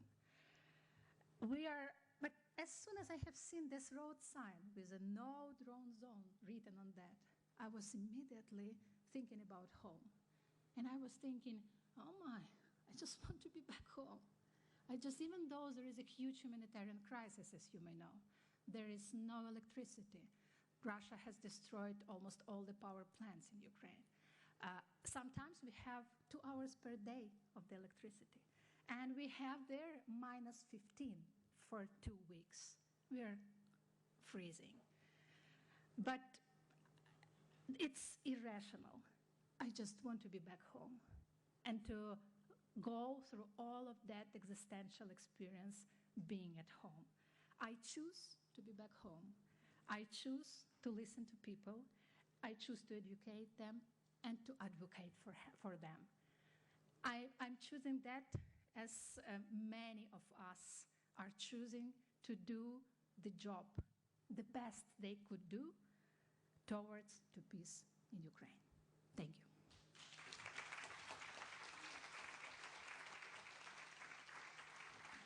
Thank you so much for showing us your energy, your determination, your commitment to peace, and your resilience. And at the same time, I can say that with Wiis Italy, we really want to support Ukrainian women in the day after, hopefully in a peaceful day after, as we would like to do with all the women members of the network. And now I would like to move to another contest that we can still say that is a war contest, going to Ambassador Amal Jadou. She's the Palestinian ambassador at the European Union. And when I met her first time, we were in a very different contest in her office, when she was the first woman appointed Under Secretary of the Palestinian Ministry Foreign Affairs. And this, I think you should be very proud of being this. It was an enormous achievement. We have spoken a lot in the last 2 years about women in Gaza as victims, but also as main actor during the ongoing humanitarian crisis. But I also would like to speak about Palestinian women in the refugee camps and in West Bank, because I have seen that they have played an enormous social role, especially during the crisis, and I'm curious to understand from you, now that we have entered a more negotiation-focused phase, what role are Palestinian women playing? For example, last week, we have seen the recent provisional technical government from Gaza. I saw only one woman in this, assigned to the Ministry of Social Affairs and Women. We know that next spring, in April, there should be local election in the Palestinian territories. So what we can expect now for women participation really in the agenda, and this negotiation agenda that is still going on. Okay. Well, thank you very much. I don't know. Can you hear me well? Okay. Okay. Well, I know that everybody's tired, and it's been very long hours, and they've been compact, so I'm going to try and make this very precise, to the point, so many questions asked, but I will try to basically emphasize and be as provocative as I can so that I can wake you up. The first thing is first things first, facts. I mean, yes, the Palestine is not on the news as it used to be in the past few months, or in the past, since October. Nonetheless, facts, numbers matter. Thus far, throughout the 2 years, more than 33,000 Palestinian women and girls have been murdered in cold blood in this genocidal war in Gaza. One. The second thing is that there are actually today more than 18,000 widowed women in Gaza. We are talking about 19,000 children who are orphans. And we are talking about more than 1,318,000 or more than 300,000 Palestinian girls who have not gone to school for 2 years. And this really impacts the lives of women and girls in that part of the world. And the second thing that I also wanted to mention is that, everybody talks about Gaza. Everybody is basically driven to talk about Gaza, and we overlook the West Bank. And I think that, it's really moving in a direction of power that wants us to focus on Gaza and forget about the West Bank. The whole world is moving in the direction of recognizing the state of Palestine. Thus far, 160 countries have done so, and there has been the Global Alliance on the two-state solution. I mean, the meeting in New York was all about, recognizing Palestine and the Palestinian rights. And there is one superpower that is not only dealing with the issue, the Palestinian issue, in a certain manner, but it's actually impacting the entire global system as we know it, that is actually moving us away from the principles and the values that we have striven so hard to reach, and that's changing so, basically in a heartbeat. And I think our challenge becomes, do we really want to move in that direction or stick to the principles that we have worked so hard to basically reach? It has been the culmination of our humanity as human beings after the World War I and II, to arrive at the global system as we know it, and now it's being broken under our own nose, and I think that it's about time to act. So that's the second point. The third point is the 4 pillars of the UN Security Council Resolution 1325. We're celebrating it. But let me be very honest and frank with you. That resolution has failed us. It has failed Palestinian women. In the prevention, we have continuously spoken with people. I mean, the 7th of October and the war is not, the whole story of the Palestinians. Palestinians have been under occupation for 75 years now. And we have been, as women and as diplomats, we have been advocating, telling our interlocutors that the explosion is coming. But nobody listened. And the highest disappointment is with the women's structures. Why? Because, we continued to work within the power structures that was made mostly by women. And that power structure was never shaken. And I think what we need to do as women is to have our own understanding of the power structure and the psychological element, dignity and the psychological element of the conflicts need to be taken into account. So in the prevention, we failed. And I can tell you that if we don't act, the explosion is going to happen also in the West Bank. So here is also a continuous, prevention element where we can succeed, actually. The second element is safety and protection. Look, 33,000 women have lost their lives. What protection are we talking about, really? And what safety have we as an international community have been able to provide for women? And the third element is basically participation. And yes, Palestinian women have been at the receiving end of the killing and the mass murders and the starvation and all of that, but also they have been actors of change and actors of taking the matters into their hands. Humanitarian distributions, shelters, all kinds of activities that women do everywhere. Mediation, trying to basically, help their communities, sustain their communities. But basically, they're tired also. I speak to women from Gaza and in the West Bank who tell me, we're called strong women, but we're tired. We're exhausted, physically and psychologically. And that element needs also to be taken into account. And the fourth pillar is participation. So we don't want women all over the world in conflicts to be only victims, but also participants. They are doing their work at the societal level and also at the diplomatic level.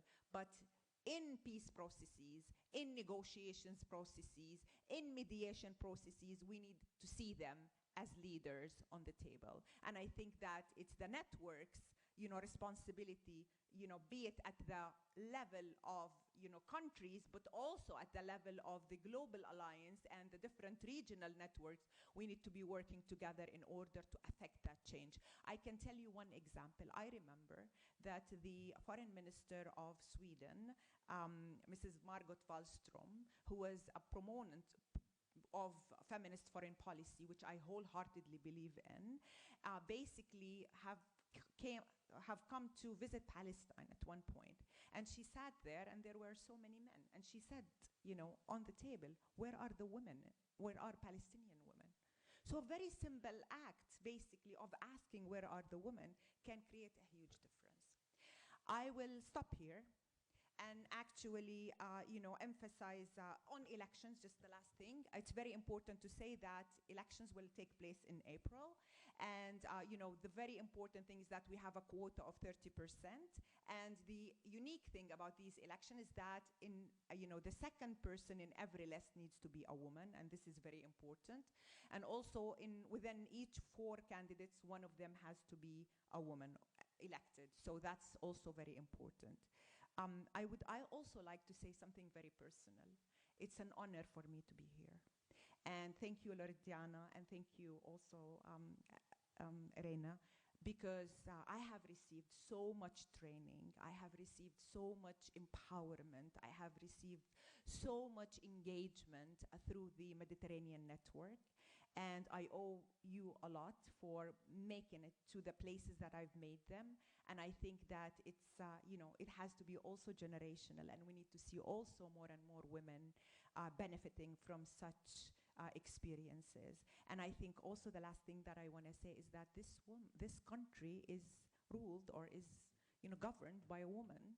And I think also the parliament has also a role to play, and we need to see that prime minister, who is a woman, also advocating more and more for a stronger involvement of women politicians and women diplomats and women participation in mediation and negotiations throughout. Thank you very much for giving me the opportunity.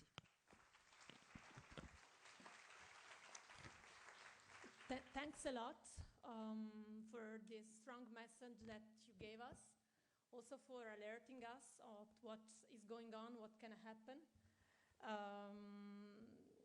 also for making us reflecting on the role of international community that I agree with you basically failed in the last 2 years. I will continue to ask where are women once I come back to Palestine, and I mean with Wiis we are really investing on promoting a new generation of women leaders, and we will also count on you for this. Now I would like to move on different contexts, and we can move, for example, to Syria. Syria actually is not a war zone anymore, even if we have alarming news in the weekend. But anyway, I want to introduce Eva Zeidan. She's a Syrian peace builder and cultural heritage expert, and also member of the network. Thanks for being with us. During my visit in Damascus, Aleppo, Homs, Sueda, and other cities in Syria last year twice, many women really expressed with me deep concerns about potential restriction on their freedom by the new institution, even in the absence of any official statement to that effect. In this context, I would like to ask you how central are women today to the reconstruction of new Syria, also in the reconstruction of the new Syrian state and social order, compared to the role that women played to the opposition to the regime, so in the previous phase. And to what extent cultural heritage can serve as a space in which gender roles are reshaped. Thank you. Thank you so much, Azzurra. Thank you to all. Good afternoon. Thank you, Loredana, for inviting me, for having you. It's a great pleasure to be with you today.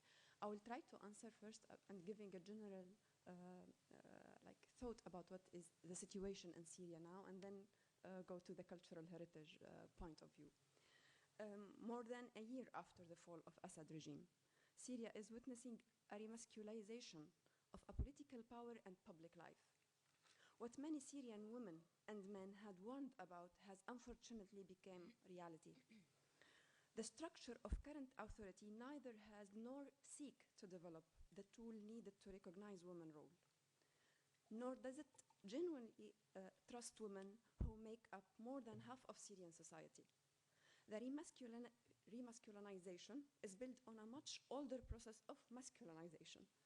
Under the Assad rule, women lived for decades under deeply unequal system that confined them to traditional role, excluded them from decision-making, and restricted them legally in family law, employment, inheritance, and beyond. What we are witnessing today is not the break with the legacy. It's reactivation and intensification in a new political form. And yet, Syrian women, especially during the year of the crisis, were present and active in the streets, in the camps, in the research, in negotiation, in the family. They carried out enormous work in imagining Syria as a civil state based on active citizenship for all. What we are seeing now, however, is a political will that operates with the mindset of a liberator, not a mindset of a state. This will seek to push women back before zero, refusing to acknowledge their struggle and achievement, while limiting itself to sending reassuring cosmetic messages to external actors.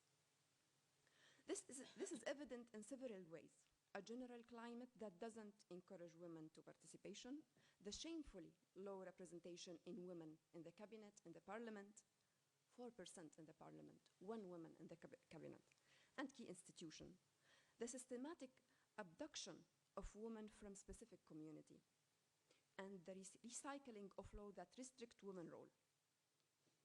In this context, women in Syria are facing huge new challenges. These include I said about the internal challenges, but there is also external challenges.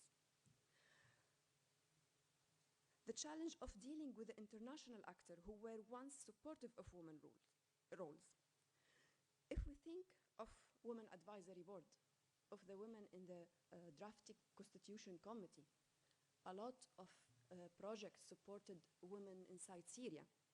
All they were very important projects. We now see these reduced to empty formalities, sustained by reassuring narrative fit to them by those in power, while the priority has shifted to closing the Syrian file at any cost. Yet, many Syrian women and men who believe in women's role do have the knowledge and the tools to confront these challenges. They are working at all levels, paying attention at all detail, insisting on the present and debate and negotiating. They know that the road is long, and they will not accept rights as a gift meant to satisfy external actors, but as outcome of a struggle as old as Syria itself. And now I would like to talk about my role as the heritage practitioner. In my work, I focus on a key idea from cultural heritage study. Heritage is not only about monument, about the past, but it's also social practices. It's an ongoing process where memory, power, and meaning meet. Because of that, heritage does not simply reflect existing gender roles. It's an active space where gender identities are shaped, reinforced, and negotiated. This makes heritage a crucial field for understanding how gender identities are formed. Museum, archaeological site, historical narrative, and also community narratives are all spaces where specific gender meanings are produced and repeated. Very often, men's contribution to the past are presented as a central, public, and heroic. Women's role, by contrast, are marginalized, silenced, or confined by the private or domestic role. This doesn't necessarily reflect historical reality. Rather, it reflects contemporary choices of interpretation shaped by existing power relationship. At the same time, heritage is not a closed or fixed field. Just it can be used to reinforce dominant gender identity. It can also be used to reread the past, to bring forward marginalized experience, and to open critical discussion about gender and identity. Through these processes, heritage can help renegotiate gender meaning. This is not like abstract for me. Over the past 15 years and continuing today, I have worked closely with Syrian women at all levels, within families, local community, at the national level, and across different sectors. What I have seen in their continuous struggle in the economy, religion, politics, in all the sectors, not simply to add women at all levels, to add women to existing historical narrative, but to challenge the deep assumption that shape how we understand the past. Because heritage is a field of meaning and power, it gives us tools to understand how gender identities are produced, but also offer tools to question, resist, and reshape those processes. This question became especially important in post-conflict and post-transition context, where heritage is often mobilized for reconstruction and reconciliation. In such a moment, traditional gender roles are frequently reinforced in the name of stability or return to what we call normal situation. This often limits space for social change. At the same time, if approached critically, heritage can open alternative spaces for expression, participation, and citizenship. One example, one of many, comes from the work with women from different regions inside Syria over the past year. the year that can be described as Pandora's box opening. Social revenge, unsolved wounds, and sense that Syria cannot move forward without exclusion. These women from diverse cultural backgrounds traveled together across different regions of the country. Each area carried its own pain and sense of injustice. Their presence together was in itself a political act. It became a way to claim rights and redefine citizenship. They work with local community to rethink narrative of victim and perpetrator and to restore humanity to the other. They read history together with people by highlighting marginalized historical experiences and reviving alternative practices. In doing so, they expanded what is recognized as a part of the collective identity. Here, gender-sensitive approaches play a central role. They help us see how has been historically excluded and why. These women are living example of how changing the way we understand the past can help us to write a better present and imagine a different future. Thank you.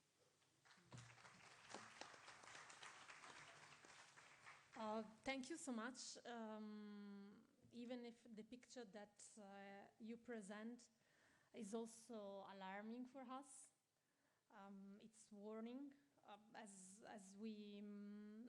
we try to support inclusive post-war scenario and not cosmetic politics, as basically you said, where women are not fully included in the reconstruction, that is also like from a social point of view, and I witnessed myself how hard it was in the last year to include women in all the tables that count really for the reconstruction of Syria. So thanks to be so clear with us and so honest to give us back this picture. And now I would like to move to Camera Anna Ascani, Afghan peacemaker and founder of Women for Peace and Participation, a strong advocate for the inclusion of Afghan women in peace and reconciliation process. And I would like to start with you because we all have seen that after the fall of the Taliban, Afghan women made important gains, if we go back to history, recent history. So they participated in government, civil society, education, local councils. Women networks played key roles in peace building and local negotiations. But since the Taliban returned, many of these achievements have been very fast reversed. Women have been largely excluded from political, educational, economic life. So my question for you is, how have you experienced this political setback? And what lesson does your experience offer to other women in other contexts active in peace and negotiation process, and for us as international community networks of women that try to support women role, what can be done to secure and protect the gains that women achieved in their path, in their countries in history? Thank you. Thank you so much. Thanks for a very, very important question. Although what I've prepared is not entirely different to what you're asking me now, but I'll try to make relevance of the Afghan context to the current situation, peace and security situation around the world, but also we'll have the opportunity to reflect on the experiences of Afghan women since August 2021, and what this experience continues to tell us about the WPS agenda and its relevance to countries like Afghanistan. As you all know, the collapse of the Afghan peace talks and the fall of Kabul to Taliban marked profound rupture, particularly for women and girls in Afghanistan. Rights, spaces, and protections rooted in the WPS agenda were dismantled overnight. Many female political leaders, civil society leaders, and women from all walks of life left country for various reasons.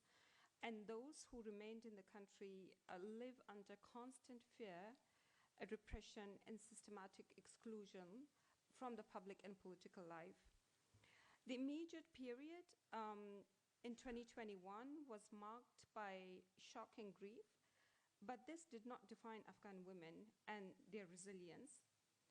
Instead, Afghan women regrouped, reorganized, and reclaimed their agency very quickly, both inside Afghanistan and across the diaspora, even under the extreme restrictions of the Taliban within the country. Women are seeking every opportunity to come together and to use any platform that is available for them to raise their voice, but also to strengthen each other. In doing so, they have kept alive the core principles of the WPS agenda: women's agency, their participation and leadership in times of conflict and crisis. They've also sustained global attention on the wider crisis of governance and social cohesion, as well as political problems under the Taliban rule. A crisis that does not only affect women, but it affects everyone within the society.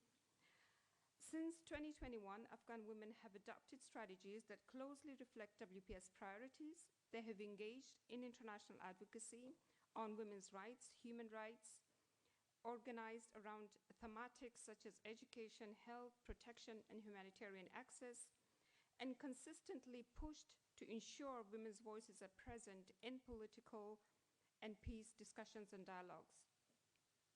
Central to these efforts have been the intentional use of networks within the country and the use of networks outside the country, Afghan women connecting with a wider community of peace builders and supporters, and all of these supporters came from very different backgrounds, from political actors to civil society actors to peace builders to mediators. This work matters because decisions about Afghanistan continue to be made in international and regional forums, and with little meaningful participation of women, of Afghan people in general, but of course, more importantly, without women's participation. Afghan women working collectively have challenged these processes and narratives by adopting different approaches, reminding the international community that peace without women's participation is neither legitimate nor sustainable, a central pillar to the WPS agenda. One of the key lessons from Afghan experience is that progress cannot rely solely on formal agreements or political promises. We have seen this very obvious in the Afghan case. Gains must be rooted in network solidarity, shared skills, and the ability to adapt and to persist and to continue and to sustain our efforts. Afghan women have worked across border, used digital platforms, and built alliances with global feminist, peace-building, and human rights movements, extending the reach and implementation of the WPS agenda even in the most restrictive environment. I'll just give you a practical example of how we managed to make a few things possible for Afghan women to influence some of the discussions, peace and security discussions around Afghanistan. So 3 years ago, we launched an initiative which is called Strategizing Seat at the Table Initiative, with support from international partners, and more importantly, sustained support from the Italian Ministry of Foreign Affairs through Wiis Italia, thanks to Loredana for her continuous effort in this initiative. It was designed to ensure that Afghan women are recognized not as passive victims, but as political actors and strategic thinkers. It focuses on equipping women with the tools, analysis, and collective platform needed to influence political and security dialogues, recognizing that the inclusion must be organized, demanded, and defended at the same time. Through this initiative, networks are transformed into action, persistence into strategy, and solidarity into influence. The Afghan experience offers powerful lessons for women engaging in peace building elsewhere. Never assume gains are irreversible. This is what we believe in. Invest in collective power, not only individual representation. And understand the resilience is not just survival, it should be a strategy. It is actually a strategy. Despite immense challenges, Afghan women continue to fight for peace, dignity, and participation. Their struggle reminds us that women's rights are central to peace, not secondary to it. Even in the most difficult context, the Women, Peace and Security agenda remains not only relevant, but essential, and through innovation, persistence, and our collective action, local to international, Afghan women continue to keep the agenda alive. We'll keep it brief and stop here. But thank you so much for the opportunity. I hope I've answered your question. Thanks a lot. As we are running out of time, I use your words to move to our last speaker, because you said that peace without women is not sustainable. What you have learned is that women should not be treated as passive victims, but as central and strategic actors to achieve a sustainable peace. And to close, or try to close with positive example, I try to move now to Odeta Barbollushi, former Deputy Minister of Foreign Affairs of Albania, now resident professor at the College of Europe's in Tirana campus. And we have seen, as women in the Balkans, and in particular the experience of Albanian women, they have contributed not only to the institutional reconstruction of the country and of the region, but also to the rebuilding of the social fabric in the region. Over the past 20 years, Albanian women have made significant gains. Their representation in parliament has increased to over 35%. Gender quotas and laws have enhanced women's rights and protection. So my question for you is, what positive experience and lesson from Albanian women engagement could be shared with us and with other women in post-conflict settings that we have around us? And from your experience also, how can women benefit from support by international community, including Europe, to strengthen their role in peace building and reconstruction? Thank you. Thank you, Azura. Well, good afternoon, everyone. And first of all, thank you very much, Loredana Teodorescu, for having me here in this event. Indeed, as the other speaker said, I've learned and benefited so much from today's discussion. And it's indeed very beneficial for us and very empowering to hear stories from different sub-regions and to learn from experiences of women's inclusion engagement in different conflict and post-conflict experience. Indeed, Albania, in a way, represents a positive example because of the very high representation of women in governing and leading positions, but also of being one of the first countries, at least in the region of the Western Balkans, starting with gender-sensitive budgeting, and also including women in many leading positions across in the country. However, I have been asked here to talk more about the Balkans, and for that reason, I again thank you for bringing the region and making it part of the agenda. And I think there it's something, a few points with which I could contribute to the discussion in this panel. So first, I would like to link it to what Irina Drobovic said in the beginning. You set the tone of the panel by emphasizing the importance of thinking about the day after. And the Western Balkans has been living in the day after for the past 30 years. I mean, last year we celebrated Dayton Agreement, and we still live with the legacy of the war. And what we see in the countries, in many aspects related to the rule of law or weak rule of law, the attempts of many actors to enforce rule of law and to make progress in the EU accession are still related or impeded by challenges linked to the legacy of conflicts of the 90s. So in that regard, Albania is different because we're not indeed included, we're not involved in ethnic conflicts, but we have been encapsulated in a way in that experience of post-conflict reconstruction. We had ourselves the experience of internal institutional collapse in 1997, and in that respect, again, Italy has proven to be one of the most loyal partnering countries and neighbors for Albania. But being not having that experience of ethnic conflict or of dissolution of Yugoslavia has given us the vantage point of indeed being able also to serve as a constructive actor in the region. Now, from that, passing on my personal experience, my first experience with the Balkans, as we know it, what the term means, was when I was a student of journalism in 1998 and trying to pass on to Kosovo, pass the border with the Danish national television, because that was the only mean to actually go to the conflict zone, because the media I was working then at the time didn't have the means and the transportation, and there was no connectivity indeed to go.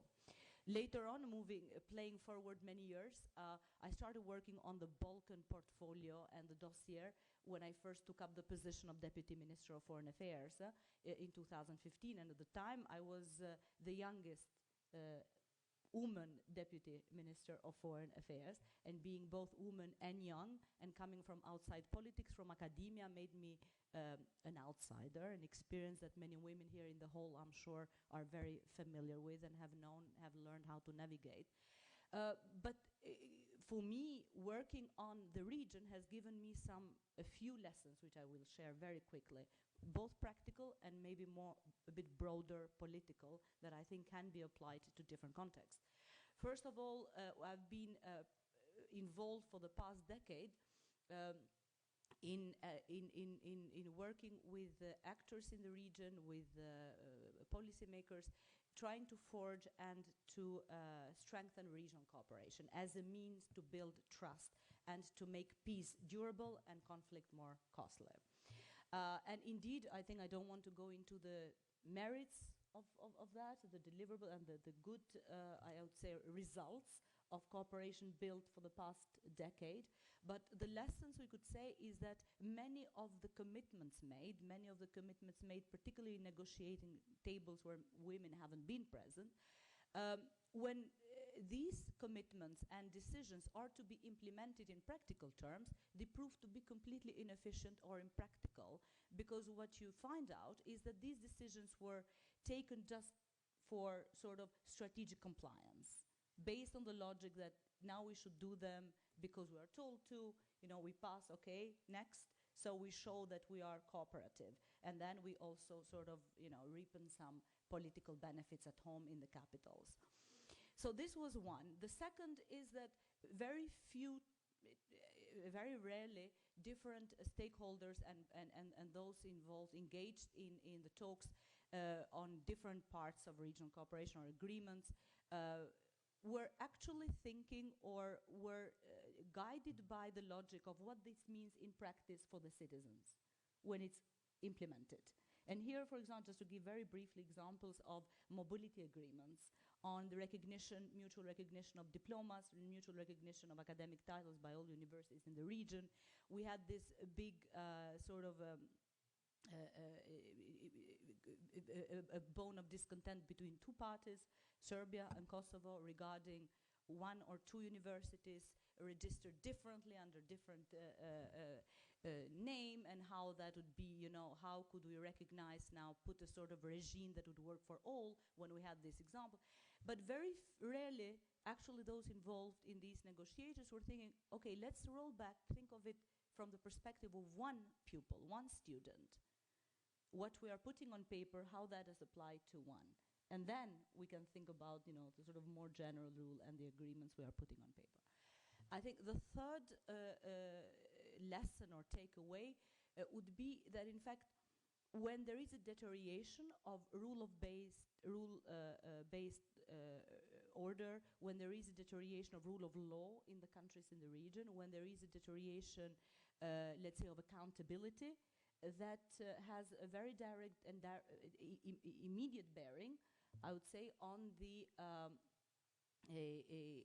these instruments of trust that have been built over time. So you see what we have seen in the past few years, and I don't want to repeat many of the previous speakers in other panels. What we are seeing today, of course, is very unprecedented in the terms of this upheaval, both at the economic, geopolitical, and technological level. And in that sense, regional cooperation, what we have achieved in the past decade, is under dire stress test. Because what we see now is that whatever has been achieved is not really quite trusted that much. Because, if the broader sort of context of multilateral cooperation is not being trusted anymore, if the rule-based order is not being trusted, why should we continue to cooperate? And I think in that juncture, I think there are a few, what I would say, what we can do, a few, really not recommendations, but yes, reflections. A is really, at least in our networks, in our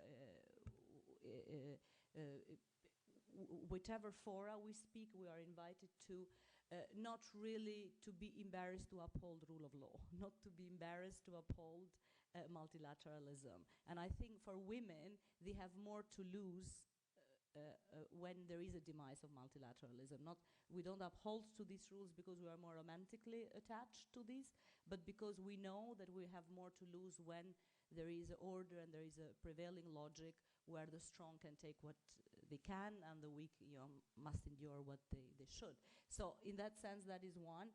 And I was very pleased to see here that regardless of where we come from and what capacities we speak on, what roles we have, there were common themes and common challenges that we see as pressing, and they are related to a broader international context, not only to the context or the sub-regions we come from. The second very important, I think, point, recommendation would be that while we talk about our communities, our forums, our networks as networks of practice, I think here it was mentioned before, Leah, I think, mentioned of creating these communities, of how we do things, we share that knowledge and so on. I think that it's very important that we think of our communities as a community of reflection as well, about that day after. Because I think what we'll see after Ukraine, the day after the conflict ends, will not be the same international setting, the same international context that we have. That has already changed. So in that perspective, in that, I think, conjunction, I think it's important to think what role will we have in shaping the new institutions of security. Wherever the existing instruments have failed, how we can be part of the discussion to shape the new ones. I think it was very succinctly put here by Irene Felin, like, we have for so long really striven to be part of the table, and now the table has become irrelevant. So we need to think of, in terms of cooperation, we need to think of what instead of that. And we must come up with initiatives and ideas to start that conversation before we find ourselves again in the, on the part of the audience and not on the part of those who are actors in this. Thank you.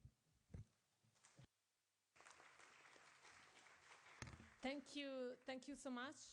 I just now invite to the podium Luca Fratini, National Coordinator for Women, Peace and Security at the Ministry of Foreign Affairs. And I want to thank all of you, because through the stories and the experience that we share today, I think that all these stories remind us that the gap between policy and practice remains significant, but there is also space, as you also just said, for action, advocacy, and tangible progress. I think that all of us will go home, remember that we will continue to ask for rule of law, multilateralism, and we will continue to ask where are women on important table. Thanks, and Luca, the floor is yours. Thank you, Azzurra. Good evening, everybody. So on behalf of the Ministry of Foreign Affairs and International Cooperation, and as the man in the room, I would say it's an honor to be delivering the closing remarks at this event, kindly hosted by the Italian Parliament and co-organized by Wiis Italy. I think it was a good opportunity to reflect on the growing need for women's leadership in peace and security. And I'm a man saying that, so please bear that in mind. This is definitely not a new conversation for Italy, nor for many of you present here. Yet, it is a topic that requires renewed attention in light of how profoundly, and it has been said several times, the nature of conflict has changed, and consequently the nature of peace building and mediation. I won't dwell into how security threats are changing. I've heard a lot, and I don't want to add my own voice to that. But let me say that inclusion is no longer a normative aspiration only. It is a precondition for sustainable peace. We know that it's been more than 25 years since Resolution 1325, but the WPS agenda is still very relevant, and precisely because it responds to today's complexity. Women's leadership in peace and security is not simply a matter of representation, but rather of reshaping how peace processes are designed. And I would add a reference to the Youth Peace and Security Agenda, which was not mentioned today. That agenda celebrated 10 years in December last year, so a month ago. And I believe sustainable peace cannot be achieved without the meaningful engagement, active contribution, and long-term solutions shaped by the younger generations, including young women, many of them present here. Both agendas, WPS and YPS, contribute to a revisiting of peace mediation tools. Mediation today requires credibility, values. Somebody spoke about values, and I'm really grateful for that. And also the capacity to engage fragmented actors across formal and informal spaces. And that's what women mediators and their networks do best. So I'm grateful to those networks for their unique ability to navigate across divided societies, to build trust where institutions are weak, and to sustain dialogue where political channels are blocked. Yet, too often these capacities remain marginalized or insufficiently supported. Italy has chosen to address this gap not only through political commitments, but also by investing in mediation as a strategic foreign policy instrument. The mentioned launch of our 5th National Action Plan on Women, Peace and Security, in force until 2029, is a clear expression of this commitment. And similarly, we have recently launched the Italian Network for International Mediation, or RIMI. Anna here is a member of RIMI, founder member. And RIMI reflects our belief that effective mediations requires strong collaboration between government institutions, civil society, and academia. Within this new framework, the contribution by women mediators and young professionals will be essential to the quality, credibility, and sustainability of Italian peace mediation efforts. Tomorrow's meeting of the Global Alliance of Regional Women Mediators Networks will represent a great opportunity to reflect on the concrete impact of our work, including through regional actors such as the Mediterranean Women Mediators Network, co-founded by Italy in 2017. In a region marked by persistent fragility and interconnected crisis, we heard many voices from the region just in this panel, the network can be a powerful catalyst for the implementation of the agenda, linking local realities and civil society actors with formal diplomacy, and fostering cooperation across borders. The latest report of the UN Secretary General on WPS reminds us that commitments alone are not sufficient. What matters is the ability to translate them into practice, to create concrete pathways for women and young leaders, including young women leaders, to access decision-making spaces, and to ensure that their expertise informs security and mediation policies at national, regional, and international level. This requires coherence across institutions and sustained partnerships with civil society, particularly with locally rooted organizations. And it requires the active support by men who engage in this same collective endeavor. Once again, I wish to thank the Italian Parliament, Wiis Italy, and all of you for making this day a very special day, which I am sure will further encourage us towards the advancement of the agenda. Thank you very much. Grazie.